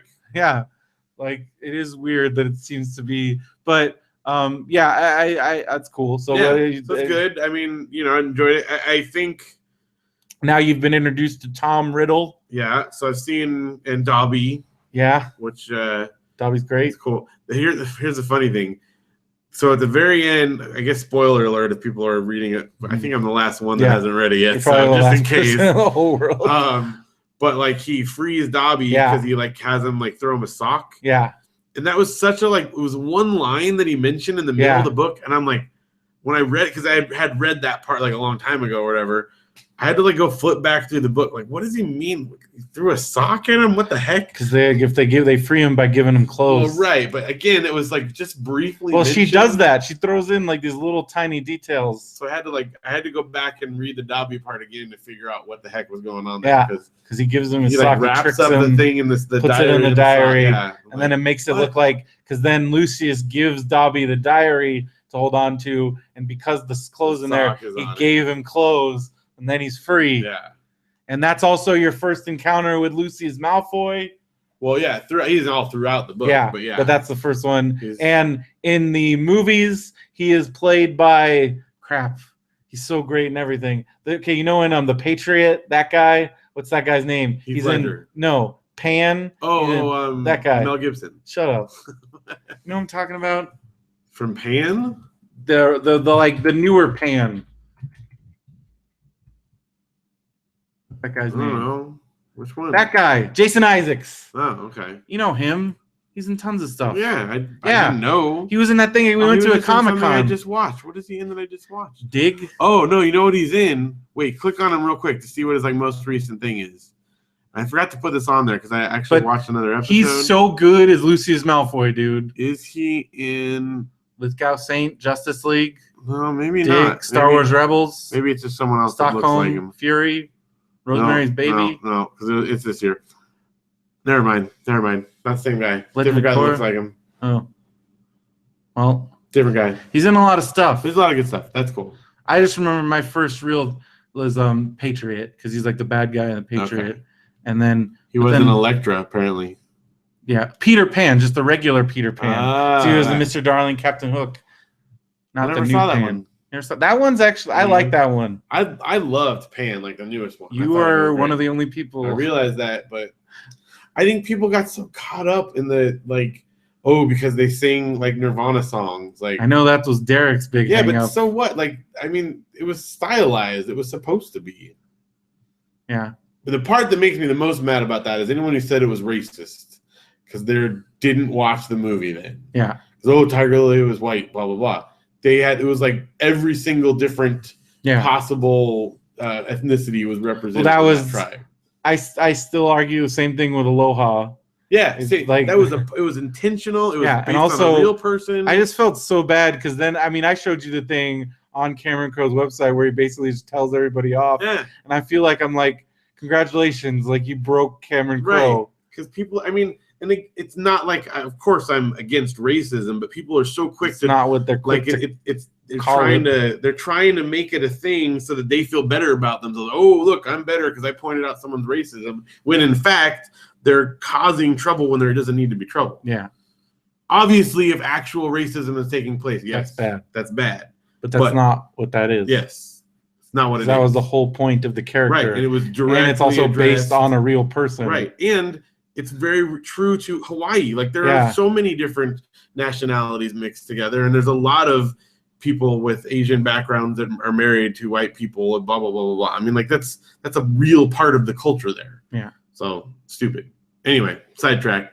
And then I just barely started Harry Potter and the Prisoner of Azkaban. Literally read the first chapter.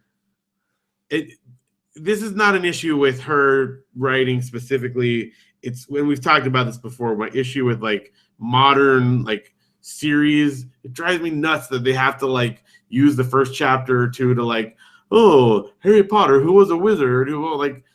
No one's picking up at book 3 and trying to figure out what happened. I think that's the company. It is. Because James Riley talked about it. And like I said, I don't blame her writing specifically. It's more the way that publishing works now. Because when you read, the Lord of the Rings, well, I realize he intended that to be one big thing. But still, it didn't start. Even the publisher didn't make him go, Frodo, who was in the first part, was this. Yeah. It's all people are stupid. It's just, but I think they treat people like they think they're stupid. Nobody starts on book 3 of a series and is like, whoa, what's happening? How can I find out what's happening?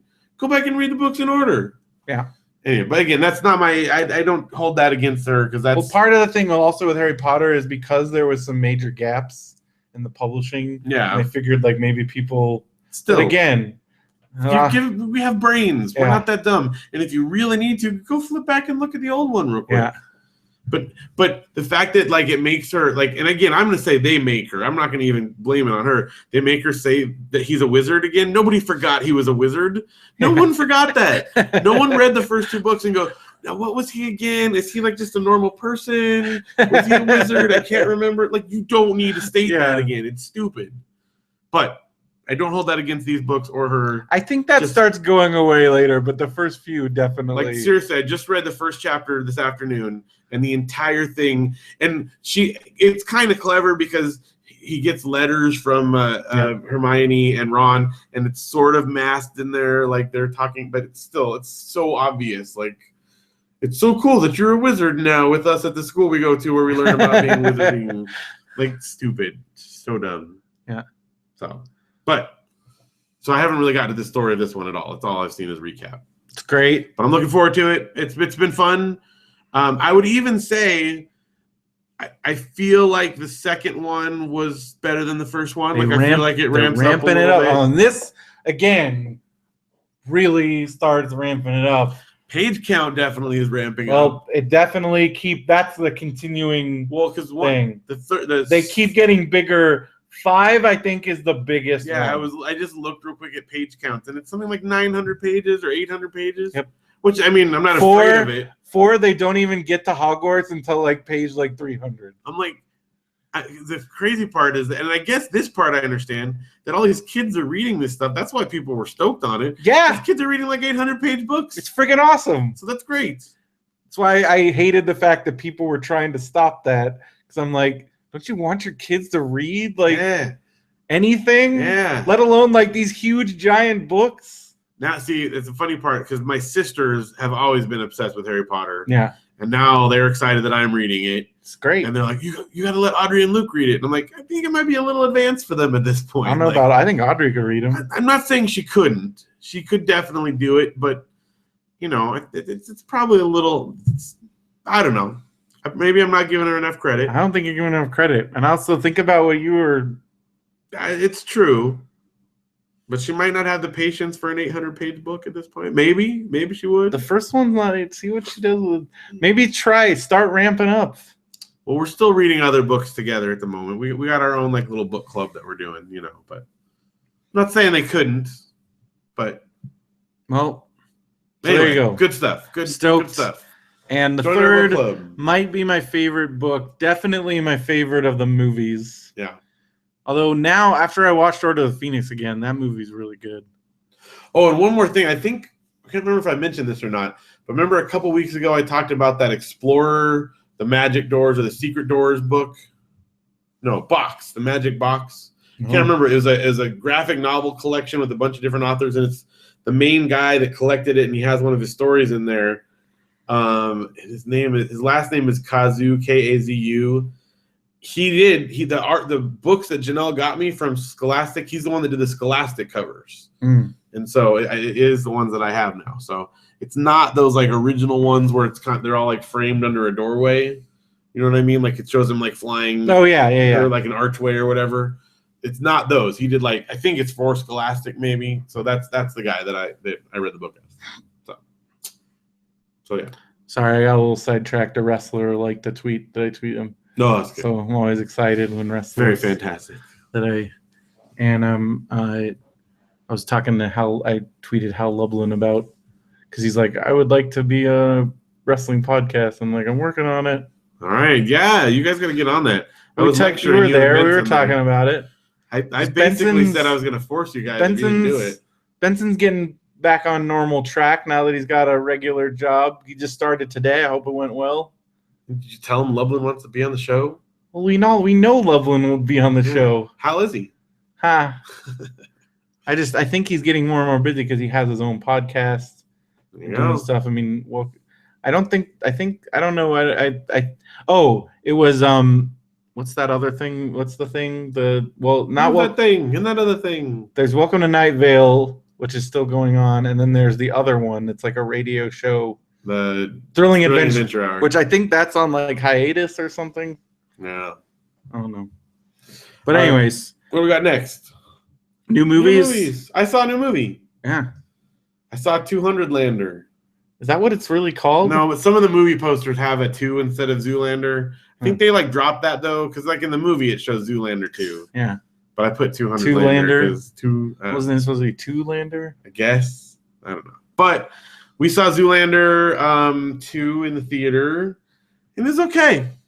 When Phil, because we all joked about this, like Phil saying it's okay means it's probably for most people is terrible. It's possible. It definitely ranks near the bottom of the Ben Stiller. Because like when you said that, Benson's like, whoa. Yeah. Like Benson and like, whoa. Here's the thing. It was just very uneven. There were parts that were hilarious, and I was like dying, couldn't breathe laughing.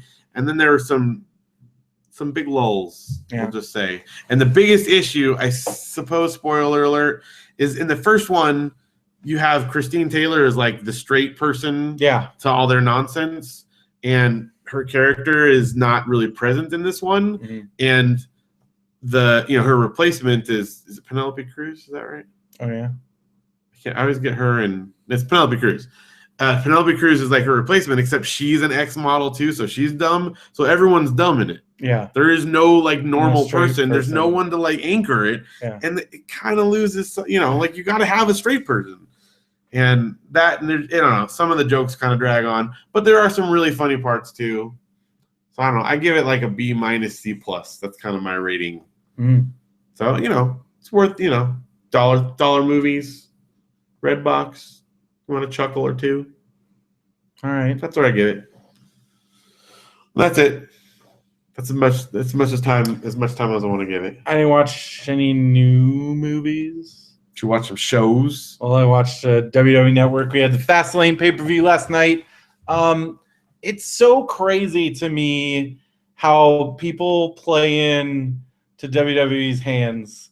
Like, because it's been obvious for the last 2 years, if you've even remotely been paying attention to the product, that they are positioning Roman Reigns to be the new top good guy. They're handing over the reins. Yeah, handing him over. Because while John Cena is still the face of the company, it's smart to think about like who's gonna fill those shoes in. He's currently hurt, so like and then again, it's also funny, and this happens in a lot of things where the vocal minority thinks that everybody else thinks like them. So they think that because they don't like Roman Reigns because he's been forced on us, that nobody else does. But you go to house shows like where it's like the like more casual fans who aren't like talking about it nonstop on the internet and just like, and kids, and Roman Reigns gets the most cheers. Roman Reigns sells the most merchandise. Like, and that's what they're like. WWE is a business. Like, it's not let's cater to this small group of people and only do what they like. Like, if any TV show, like if that's all that any TV show did, no one would survive. Like there is a reality that you have to reach out to your, especially in a WWE sense, because they do have such a wide audience. Right. And then they do stuff to appeal to us smarks and yeah. So, but yeah, like Steve was at SmackDown. He said like, sure, he got booze when the music hits, the crowd goes crazy. Like, and he was there. Like, and so this whole like Fastlane pay-per-view, they because it's storytelling, they have your like guy that some of the people might want. They have your Brock Lesnar. they have Dean Ambrose, but they were in a 3-way match to see who was going to be in the main event, WrestleMania. But like this was, if you have been following the story, you know, like it's Reigns, like it's gonna be Reigns. Reigns is the guy. But people lost their freaking minds, and this constantly happens.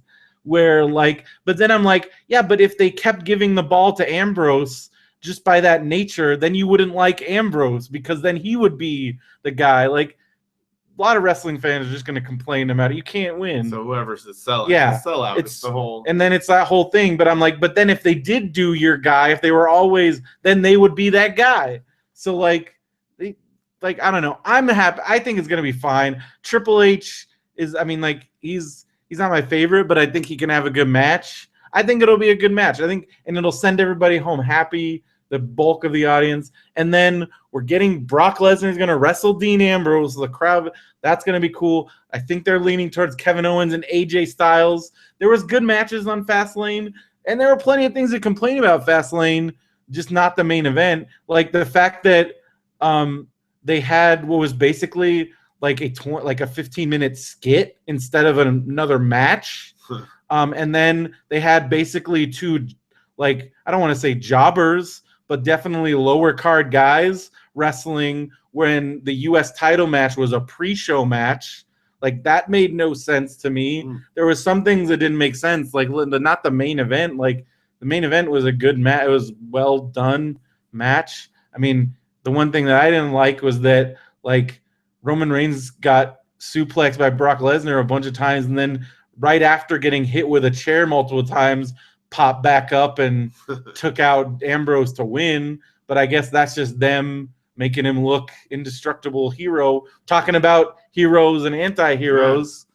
So they make him into the big giant indestructible face of the company. It's one of the things they do. I think it's not the greatest storytelling. It could be told a little better. Kind of maybe help some of the more smarter fans get a little bit more behind him. Right. But whatever.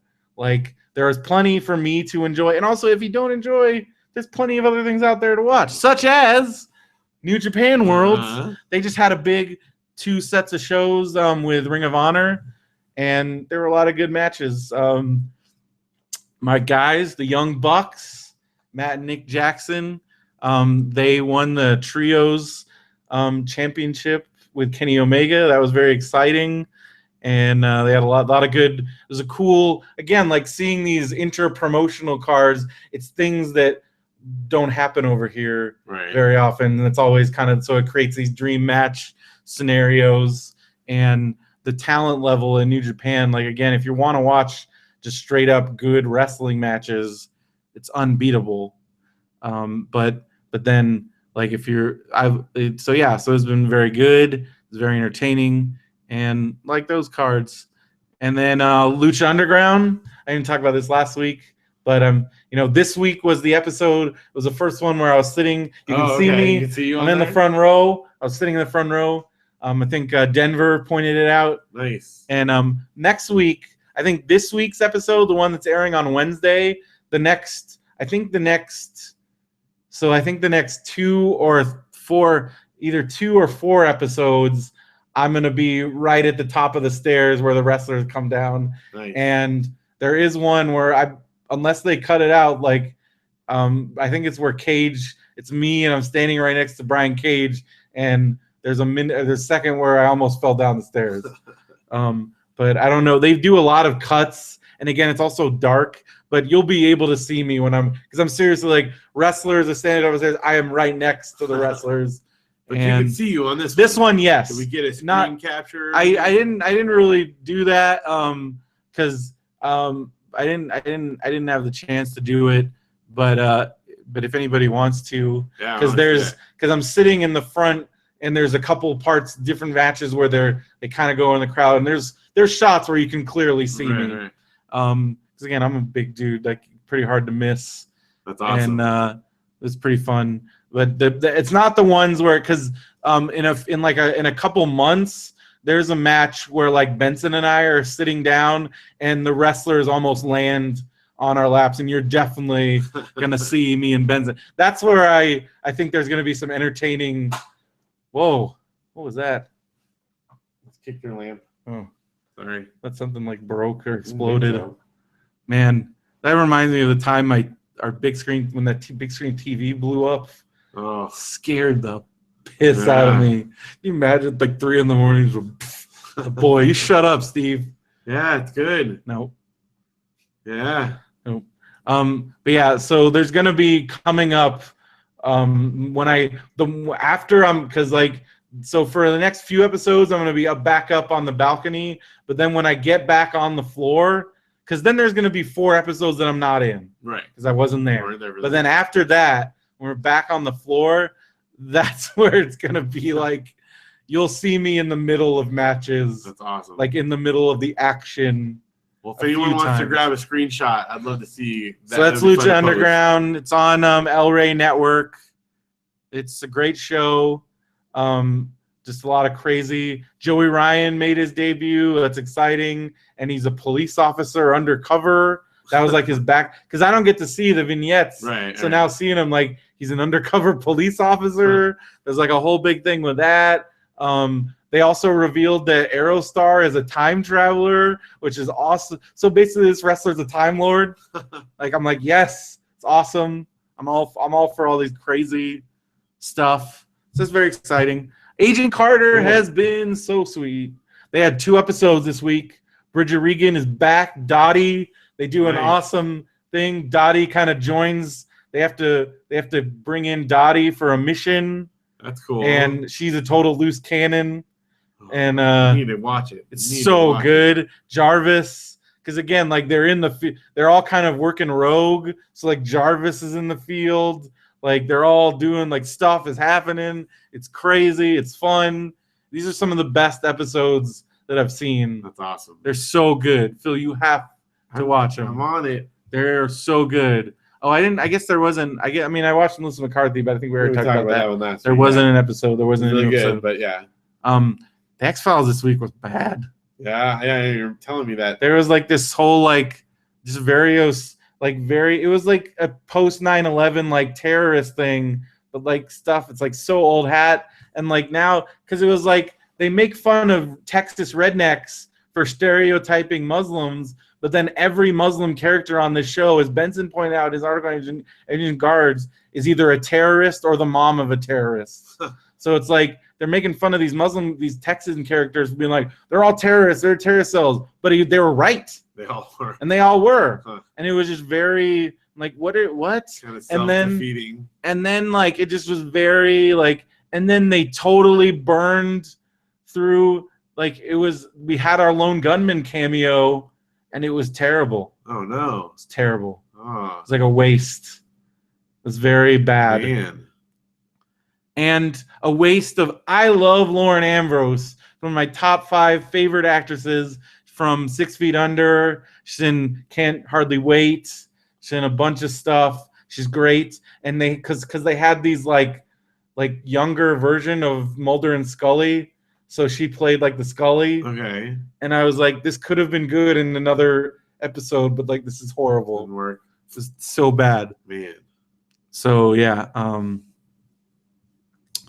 Not enjoyable. It's almost over, right? They have one more episode. So which is actually, I think, happened tonight. Okay. But then, so it's the last episode. But that one's going to tie in to the first episodes with the conspiracy stuff. Okay. Which some people like and some people don't like because it kind of, I wouldn't say retcons, but it basically goes back and says, yeah, everything that happened in like the original show, like it didn't happen the way you think it did. They kind of did that throughout the. They did it multiple times. Well, they did it in season 4, so they've done it multiple times. But this one, for some reason, you know how X-Files fans are. Yeah. Like they're really flipping out about it. I don't care so much about it because I really like this whole Joe McHale thing where he's like a conspiracy theorist and like they help him and like there's all this crazy stuff. I don't want to spoil anything because you haven't seen it yet. Right. But you guys should watch them. I want to hear your thoughts. Definitely. Is because you guys have watched the whole thing way more recently than I have. Plus all of the side spin-off things and everything. I know you're a very big fan, so I want to hear your thoughts. Audrey, it'll be interesting to see if Audrey like eats a bunch during it, because that was her like feeding time show when she was a baby.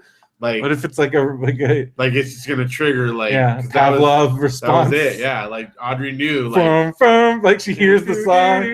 I'm hungry.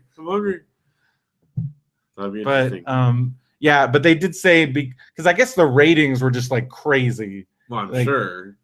But so far the best episode by far was the episode with Kumail. It was so good. That's awesome. Like, dude, you got to see the grinder for the Kumail.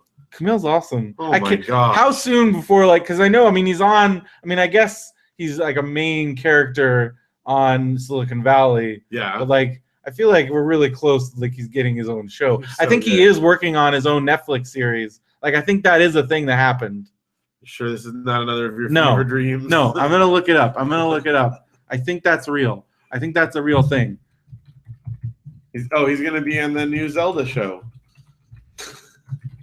People are still passing that around. Are you sure it's not real? It's not real. It's real. It's not real. I want to believe it's real. Maybe I am imagining that. See? Hold on. Maybe if enough people repost it, it'll just become real. If you believe it hard enough. He said that I think he did announce that he's doing something. He announced he's doing something? Yeah, greenlights new comedies. So IFC, something. All right. Well, there's something going on. That's good because he's amazing. Because he's great and everything. It was cool. So we got to see them do a Fest. live indoor kids. And his wife's really funny. Yeah. And Emily, she's great. And still got to read her book, Super You. Yeah. She's smart. Yeah. She's smart. She used to be like a therapist. Yeah. And so that's X-Files. American Crime Story this week was great. Yeah. They brought in Dershowitz and then Cochran joined the team, and just you want to they make OJ likable, which is crazy. Talk about anti-hero. And but then there's more there's a whole scene where Robert Kardashian, played by Ross Geller, but he takes the kids, the Kardashian kids, the Chin Chin, and then he gives them this. I feel like I'm like, Ryan Murphy, what are you? It's kind of crazy. So he's giving him this whole speech about fame just for being famous is empty. And I'm like, I don't think this actually happened, but I get what he's doing. Right. It's his whole commentary on the Kardashians, because he's with the kids who ended up being super famous for nothing. And he's giving this whole speech about because he's getting recognized, and they get whisked in to get a table, and they're like, oh, this is awesome. This is great. You remember Chin Chin? That place is fantastic. I know. I loved it. Apparently, there's still one somewhere. So who in the show plays Leslie Nielsen? They don't actually. They don't address Leslie Nielsen? Of course not. He must have been heartbroken. He's dead. Well, now, but someone has to play him. Who would play Leslie Nielsen? Do you think, did Leslie Nielsen ever comment on the OJ thing? No, but they got to explore that area. No, Steve Martin could do it. What are they gonna show? They probably would just end up showing old clips, and then they'd superimpose. But who would play a real Leslie Nielsen? I feel like there might be pictures of Naked Gun and stuff, but I guess I wasn't paying attention. That's the only part I would think they just got some random look-alike, because they have pictures, still pictures in his house and stuff, but it's not OJ. It's him. Right. And so maybe I think they did do some still stuff, and that'd be something. So it's a very entertaining, and it just kind of captures. There's the guy they got to play Kato is just so perfect, and the whole first, because he's like getting recognized by girls, and then some dudes like bike right by and like spit on him, and I'm like, he just lived at the house. It's not like, I mean, because I know there's theories, and like there's there's the Michael Moore theory, which I found out more people than just Michael Moore subscribe to, that because OJ had an older son who had like mental issues, and he was around. But again, the physical evidence and the blood evidence and all that stuff, it really is pretty ironclad. And this, they even talk about Shapiro knew, he's like, we're never gonna win if we try to be like oh, he's not guilty. They just attack all the evidence and everything, and then they also make it a racial thing. Right. And they bring up the Mark Furman thing, and that was just, again, one of those unfortunate things that the cop, the detective in charge, did happen to be a horrible racist person, and it's just one of those crazy, unfortunate things. And luckily, I mean, he had the money to have the attorneys that were able to capitalize on that. Yeah. And it's crazy. It's crazy. The whole thing, just watching it again, you're like, this is crazy. And it is. It's crazy. Crazy. But you know what else is crazy is I watched the second episode, 11/22/63. Still good. Oh, dude, it's great. Oh, I didn't even mention that's in my currently reading. So I started reading the book again. Oh, okay.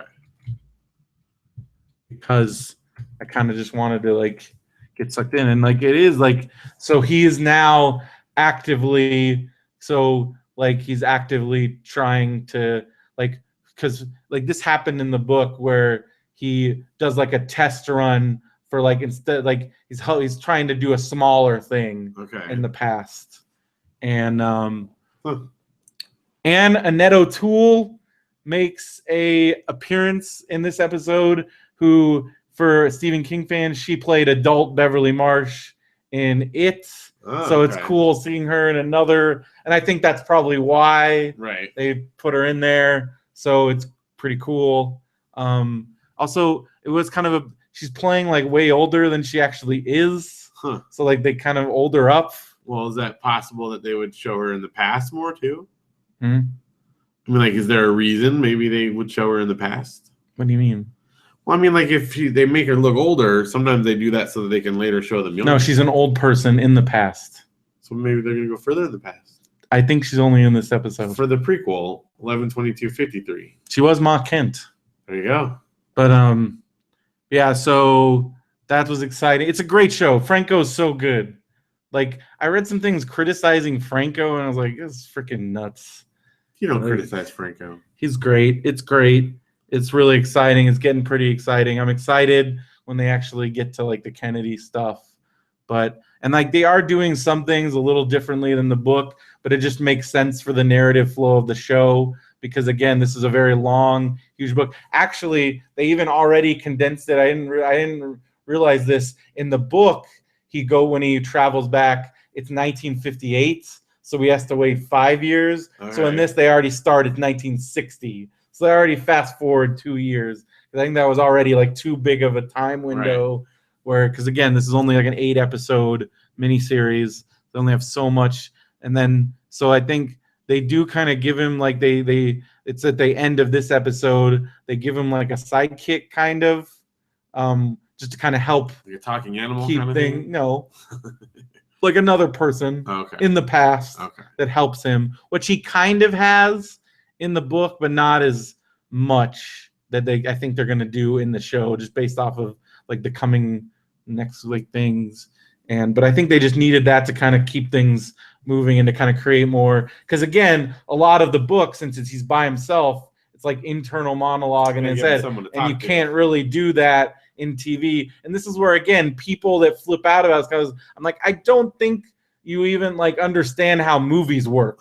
If you're trying to make it like stuff in books, some of it just will not translate, because a lot of books, you get the internal monologue, you can't just have that. Like, yes, you can do voiceover, but after it's like usually terrible in movies. And like, so like they have to have this second character because again, for a huge chunk of the book, he's by himself. So they need to give him this other guy to talk about his plans, what he's doing, what he needs to do. And they also have, and then there's things they can do in the movies that just don't come across really well in the books, because like he can flash back to like Chris Cooper, who's giving him these instructions and who did all the things, like, all right, you're going to need to like do this, so they can actually do like real flashbacks, so they can use that device. But again, people that are super crazy, but there's always going to be those people that will never understand like different mediums. You have to do things differently. And also, like, yeah, I have to hurry and get to Dallas. Do you hear that self? Yeah. So the next one, New Bob's Burgers. Is so good. It's so funny. If our listeners by this point haven't watched Bob's Burgers, you got to. Some great songs. Oh my gosh! Oh, the cease and desist song was so fantastic, and the whole cease and desist thing. So the kids fight so Bob like slips in front of Gyro's studio because Gyro's like he's like the sandalwood oil. Yeah. Like you're just pouring oil on the street. Oh, what's wrong with this? Like this and so then he gets a torn labrum, which I knew was a real thing because a lot of wrestlers get that injury. Right. But then like Gyro can't afford to like pay for a surgery, so he offers to like heal him, but it's actually like working.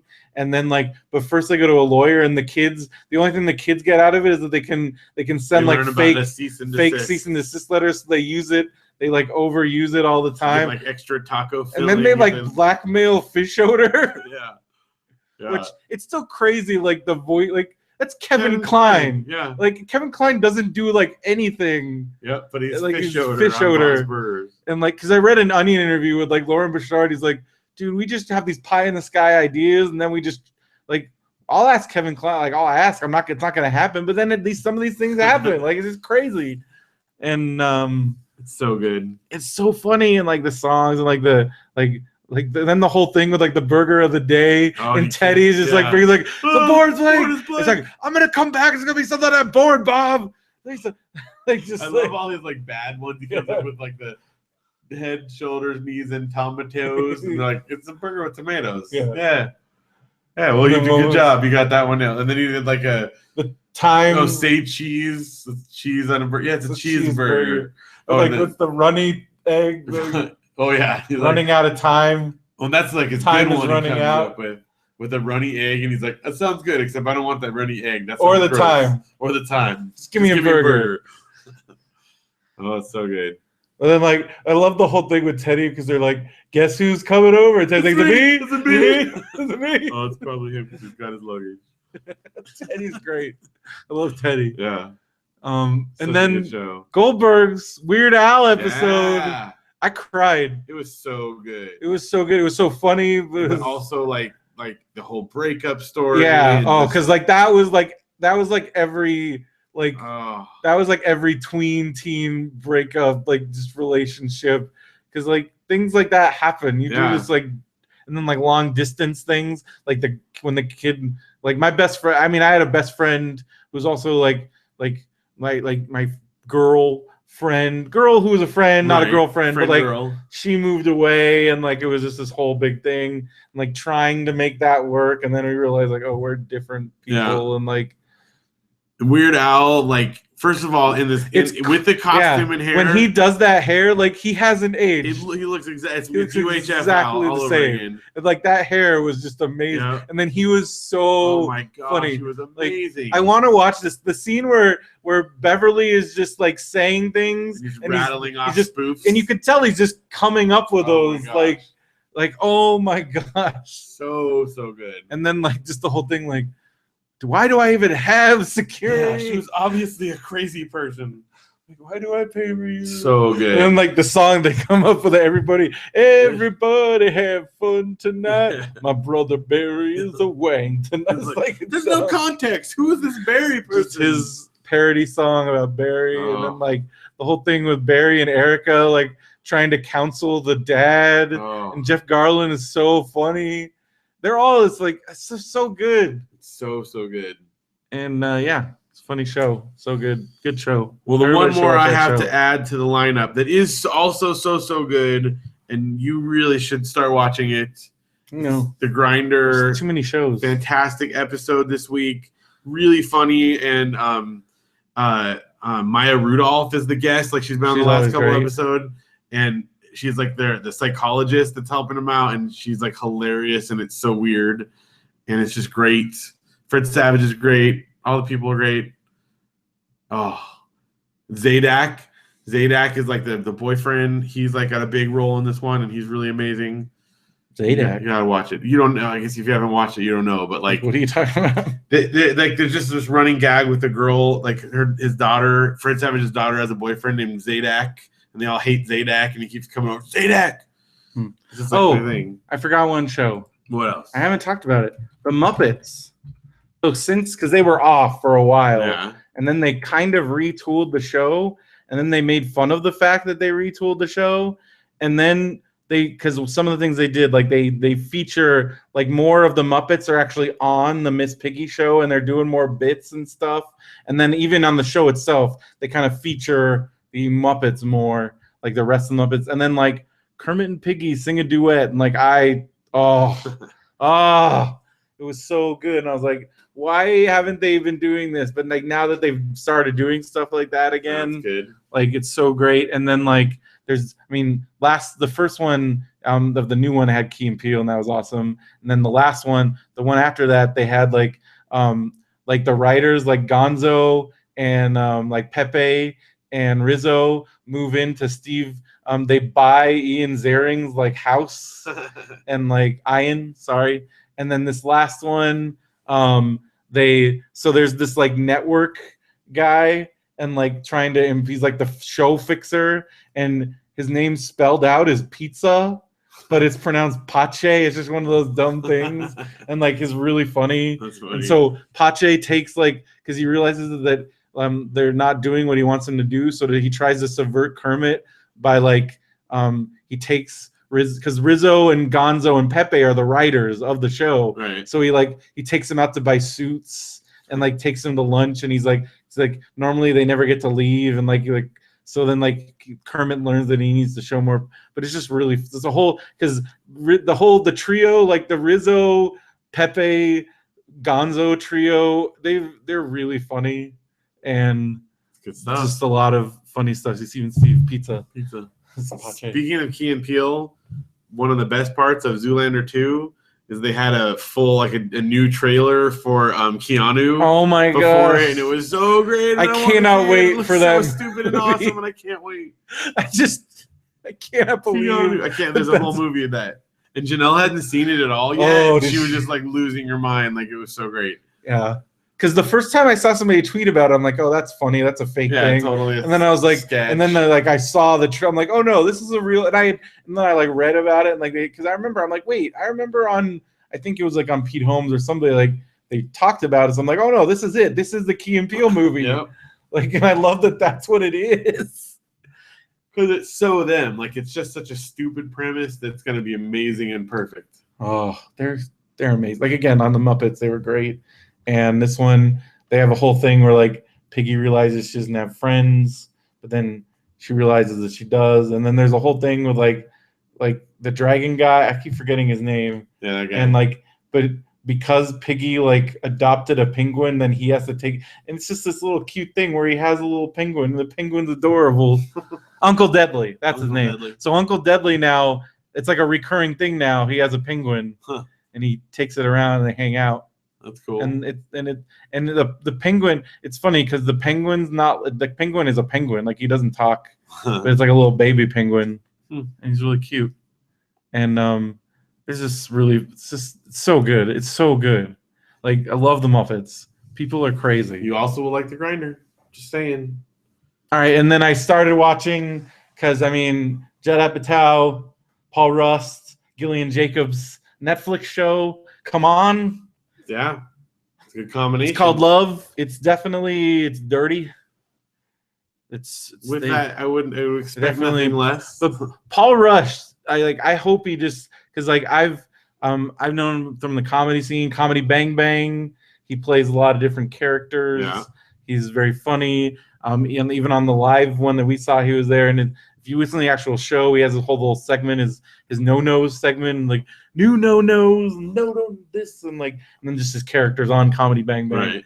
And he's very funny. So he's the star. It's like his first big starring thing. And he's because he co-wrote the Pee-wee movie. He's worked on a lot of stuff with Apatow.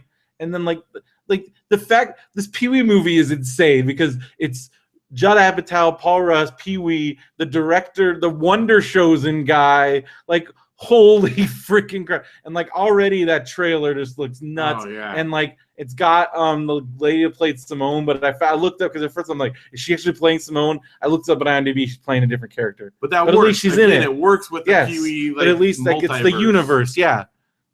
So I'm super stoked Joe Manganiello, that whole thing, Yeah. like, just like, oh, This whole so thing looks excited. Great. Looks great.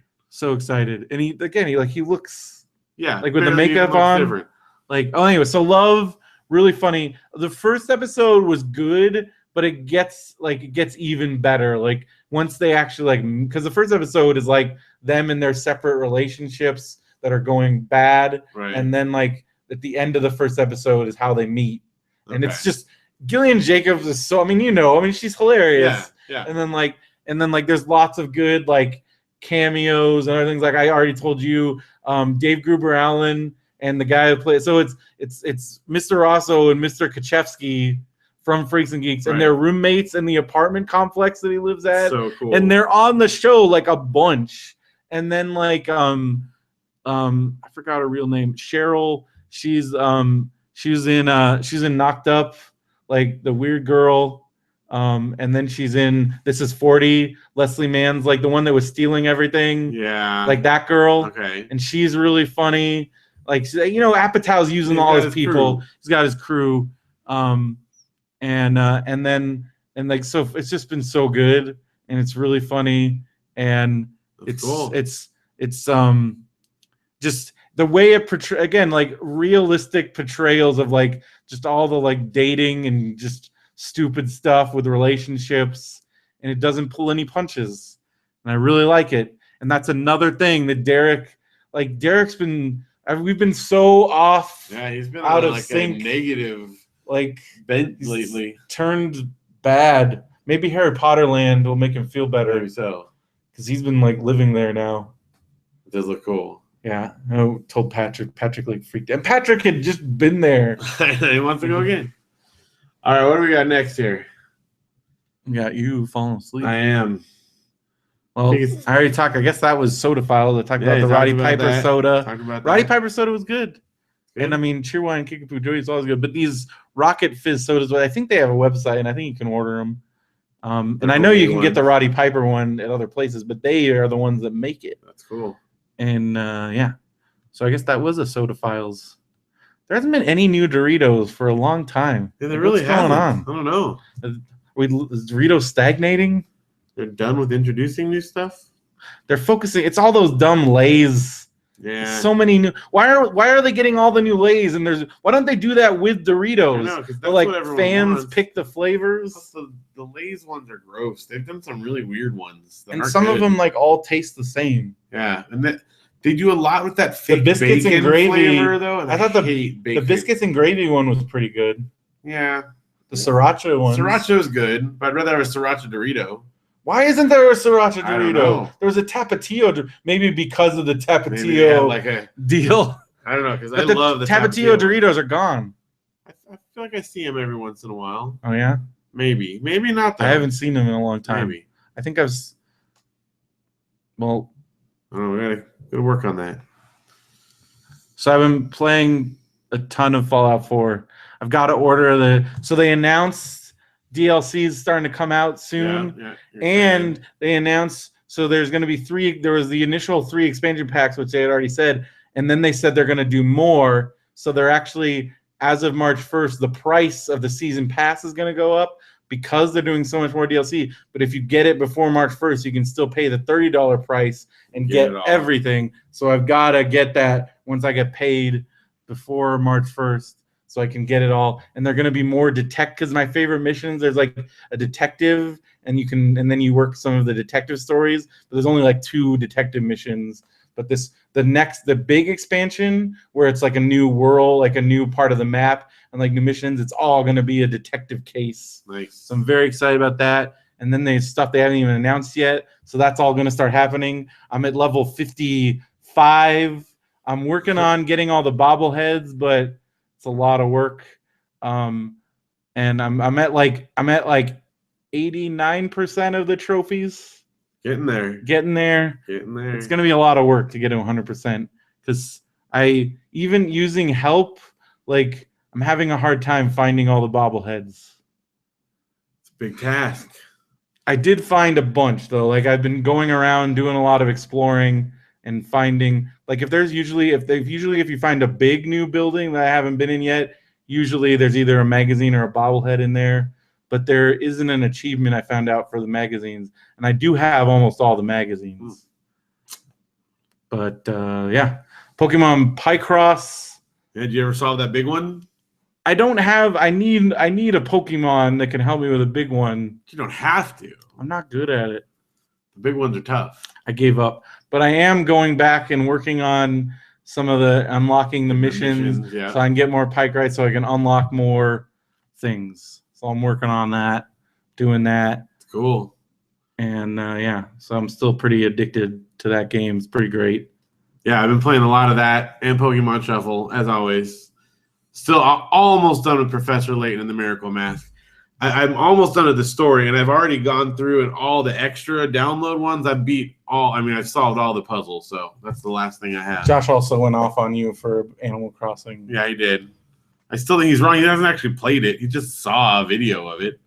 But what is like? So you're saying there is more than just like you have to play into it. Like what? Like again, like you invest in the turnips and have to like find a good day to sell them. There's each day you have like a different person that comes to town, and you like unlock like different little you get like these little medallions that let you like do different moves. But you don't actually play mini games. So what do you do? No, but like think of like Monopoly Party. You don't play mini games. It's a board game. Okay. But there's different like activities you do. Like what? Like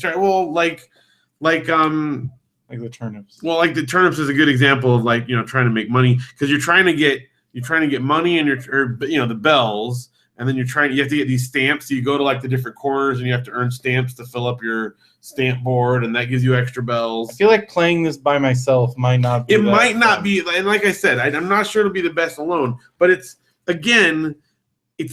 not a typical video game. It's definitely a board game. And if you like Animal Crossing and if you enjoy board games, I think it's a good fit. It's not for everybody. It's definitely like for a target audience, but we've had like a lot of fun with it. It's super cool.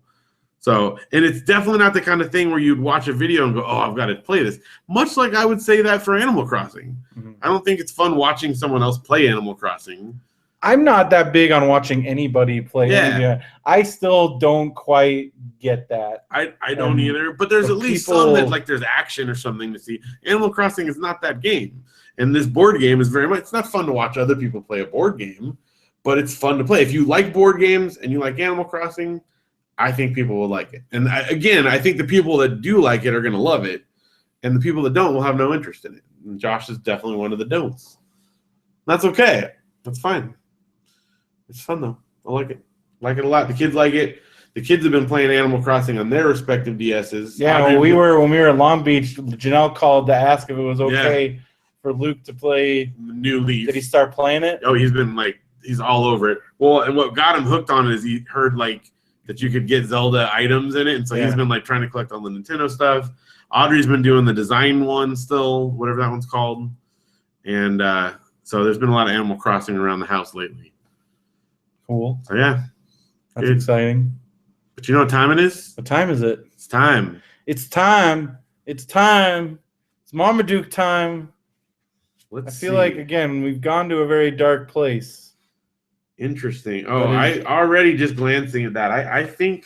Are we out of the woods? No, I think we might be in this world still. So the last one was where he like basically had to avoid getting sexually assaulted, and the kids were like forcing him to wear women's clothing. They're torturing Marmaduke, but he also pretended to be a person to walk away from him. So he wouldn't get sexually assaulted by the male dogs. All right, so this one stars Phil, the dad, and Phil Marmaduke. is evil. Yeah, Phil is like the villain of this story. Oh my gosh! So he's starting out screaming at the dog, "I am in command, and we are going to have an obedience session." Jeez. And Marmaduke's like very like not having it. He's unhappy. Now I want you to sit. He's yelling at him. Looks very angry. Don't you get it? When I say sit, I want you to sit. Marmaduke's very angry. Also, his head is very, very out of proportion with the rest of his body. Yeah, what's going on there? It looks like that end some of like the lazy Scooby-Doo movie when Scrappy-Doo gets all giant and his body's some tiny. lazy drawing there. So there's that. Okay, sit. He's like forcing Marmaduke down. He's shoving his back down. Animal Dog's torture. Like growling and he's super upset. And then he sits down. See, like this, sit. And he sits down by the bowl. And now Marmaduke's happy. And the neighbors now in the last panel, the neighbors are looking over the fence. What are they doing? And the guy says, Marmaduke is teaching Winslow to sit. And Marmaduke walks away satisfied. So he's getting his revenge. He got his revenge. This is after Phil hit him with a car. He's like, yeah, he's hitting him with the car. Now he's yelling, he's shoving him down, grabbing him, screaming at him. Yeah, this is like animal torture. Yeah. But I'm like rooting for Marmaduke now. And he did outsmart the guy. But yeah. Dang, we've gone to a weird place. It's getting dark. He's screaming at him. He's shoving now him. Man is the animal. Yeah. I guess this is like this is some Animal Farm type stuff. I think maybe Brad Anderson is like smarter than we thought. This is like some subversive. Yeah. We are the true animals. We're the animals. And see, Marmaduke is people. He's trained him to sit. Yeah. Marmaduke is people, and people are animals. Whoa. Dude. What is happening? Dude. Who's the real animal here? Also, really weird proportions. And Phil is evil. Yeah, like look at those faces he's making, screaming at him. Bad Phil. Man, this is nuts. Marmaduke is nuts. This is completely insane. Like coming from the first comic where we were just like groaning and it's stupid to like what is happening in this and it just keeps going in this direction. Oh my gosh. I can't peek till next week. Well, stay tuned. That's Marmaduke. Marmaduke's in some dark places. Yep. But he's the real. I think that's it. I think he's onto something. I think we're entering. I wish, gosh, if Brad Anderson was still alive, like interview him. Oh, what was going on? What the deal was? Who is the real person here? All right. Well, this has been Guy and Kid Time Travel Watch Show. That's right. Thank you for joining us. And be sure to go to RadioBrendo.com for all your Radio BrendoMan stuff. Send us those emails, contacts. Let us know about the consulting, what you think. Yeah. And maybe if you need if you have friends or if you are interested, we're good enough. Yeah, we're good enough. Good enough. That's okay. That's our. We're not going to charge you crazy amounts. Yeah. What you feel like. We'll give you some good advice, though. Make us an offer. Yeah. We can't refuse it. Well, we can. We can. We probably won't. We probably won't. We got so many good taglines. We probably won't. Make us an offer. We can refuse, but we probably won't. Good enough. Yeah, we're good enough. Got a lot of tips, know a lot of stuff. I'll tell you some stuff. What do you want to know? And so that's exciting. Don't forget BenviewNetwork.com, Mandarin Orange Show. Yep. I think we're going to record a new Popsicles at some point. Nobody's responding in the group message. I think we're at a standoff because Benson's like, I'm waiting for Derek. I think Derek's waiting for Benson. And I just said something and nobody's saying anything. So I don't know. Got a good old-fashioned standoff. We're in like a Popsicles Benview standoff here. And Derek's too busy living in Harry Potter land. Well, Benson's got a new drinking that butter beer. It's butter beer's got to. Oh, dude, I want to have some butter beer. It's probably so good. Oh, that sounds delicious. Yeah, and they got like he said they have a hogshead and they have like fire whiskey. Really? And like and then then they showed like the food because it's like British pub food and it looks really good. And there's like corn on the cob and so they have a candy shop. Yeah, Honeydukes. Oh man, you can get all the candy. Not the gross ones though, but like the cool stuff. You can get the gross ones. I know, but I wouldn't want to get the gross ones. They did have chocolate frogs at Rocket Fizz, and I almost got because it comes with the cards. The card. And they had chocolate frogs, they had Birdie Bots beans, and they had forgot what the other thing they had was. They had another thing that looked good, but they have even more stuff. And they have so you can buy a wand, and then here's why I want to buy a wand is because then at the park it's like at Disney World they have like windows and you can interact and you can do like things and like stuff happens. That's cool stuff. And like, dude, and like and there's even because they have the Ollivanders like the selection ceremony. Right. They pick one person, and Derek says he's figured out where you stand to like get picked. Oh, really? Because they only pick one person to do. You can buy a wand, and they have every character's wand, but then they also have like your different. Because like I want to actually get the wand that I have on like Pottermore, so I can actually like my wand. Although some of the wands like are pretty cool. Like some of the people's. I want to get Ron's broken wand. Yeah. You can get that. Yeah. Sure, you can get that. And discount wand. Yeah, I'm just gonna go next door to the discount wand shop. Yeah. But I don't know. I'm pretty want to do some of that stuff. But the title of the store next door is which one do you want? Wow. Which wand? Which one do you want? Which one? We wand you. The Wanderer. Ooh. Yeah, it's a good one. Yeah. All right. RadioBrendo.com. Check it out. Do it. BenVNetwork.com. I think that's it. Yeah. Anything else? Thanks for listening, everyone. You guys are awesome. Yep. Tell your friends. Tell your mom. Yeah, tell your mom. Why not? Tell my mom. She might like it. Never know. If you want to talk to somebody. Yeah. Well, your mom. My mom knows about it. Your She's mom's busy sometimes. My aunt said she's gonna listen. Yeah. She might be listening right now. Yeah. Hello. What's up? How's it going? She did like you and your kids. Yeah. She said she's very nice. Yeah. All right. I think that's gonna do it. So for Radio BrendoMan, I'm Brendan Creasy. And I'm Phil Vecchio. Have a good one, everybody. It was like just about 3 hours with everything. It's short for us, I guess. Now. Oh, I gotta stretch. It's 2:08, man. No, I'm going to bed. No, that's not the time. No. It's episode 2:08. It's almost. It's 1:50. It's almost 2:08. Yeah, I thought you were saying. It nearly is. Oh, Phil, life is hard. Get up at 6. Boo. Yeah. Try people around. Tough. It's a tough life. Hard it's knock a life. hard knock life for Phil. Thanks for hanging out in the chat, Steve. It's a Steve chat. Steve chat night. Yeah.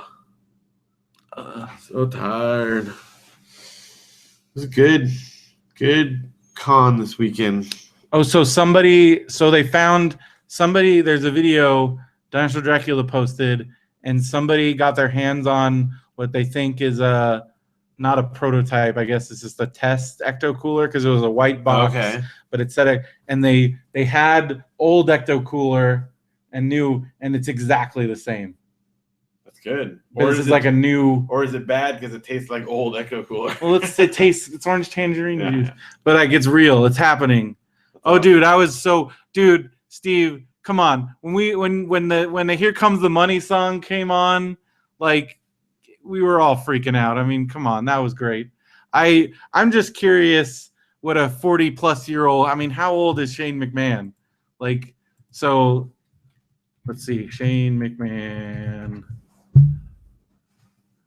Let's see how old he is. So Shane McMahon 46. Is 46 years old, and he's gonna get in the ring with, I think Undertaker is, I want to say he is 50. He's 50.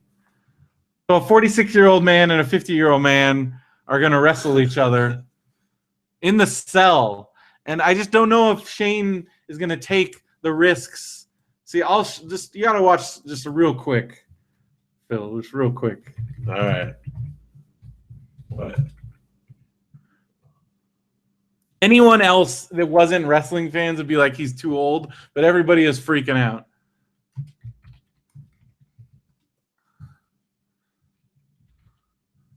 Here we go. This is his big thing. Yeah. Like this is, and again, this guy's not a wrestler. No, King of the Ring. SummerSlam 2000 is crazy. But yeah, look at, he's just getting tossed around. He's not a wrestler.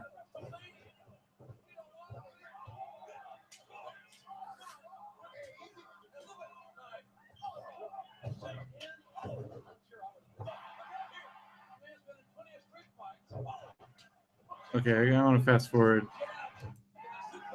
So he's suplexing. They're going down the aisle. Misses. Doesn't go through. Then he goes through. He tosses him through the other one. And he's bleeding all over the place. Man. This match was crazy. Hold on.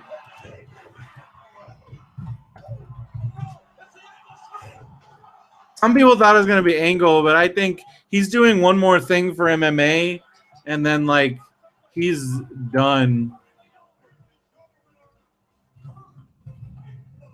Okay, here we go.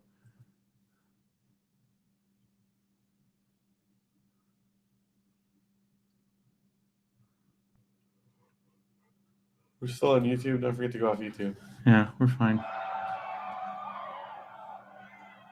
I remember watching this live and just being like, he's going to die.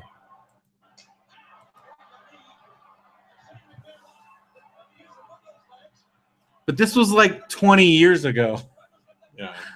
Well, 16 years ago. But I don't know. I just hope he doesn't die. Like, I hope he doesn't die.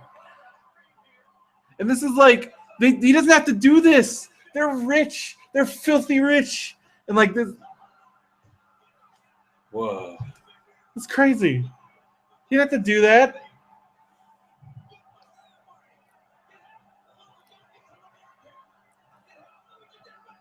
I don't think any, because so somebody like joked around about it on Reddit. Like somebody even posted like, "Here comes the money." Everyone's like, "Oh, that would be awesome." That's never gonna happen.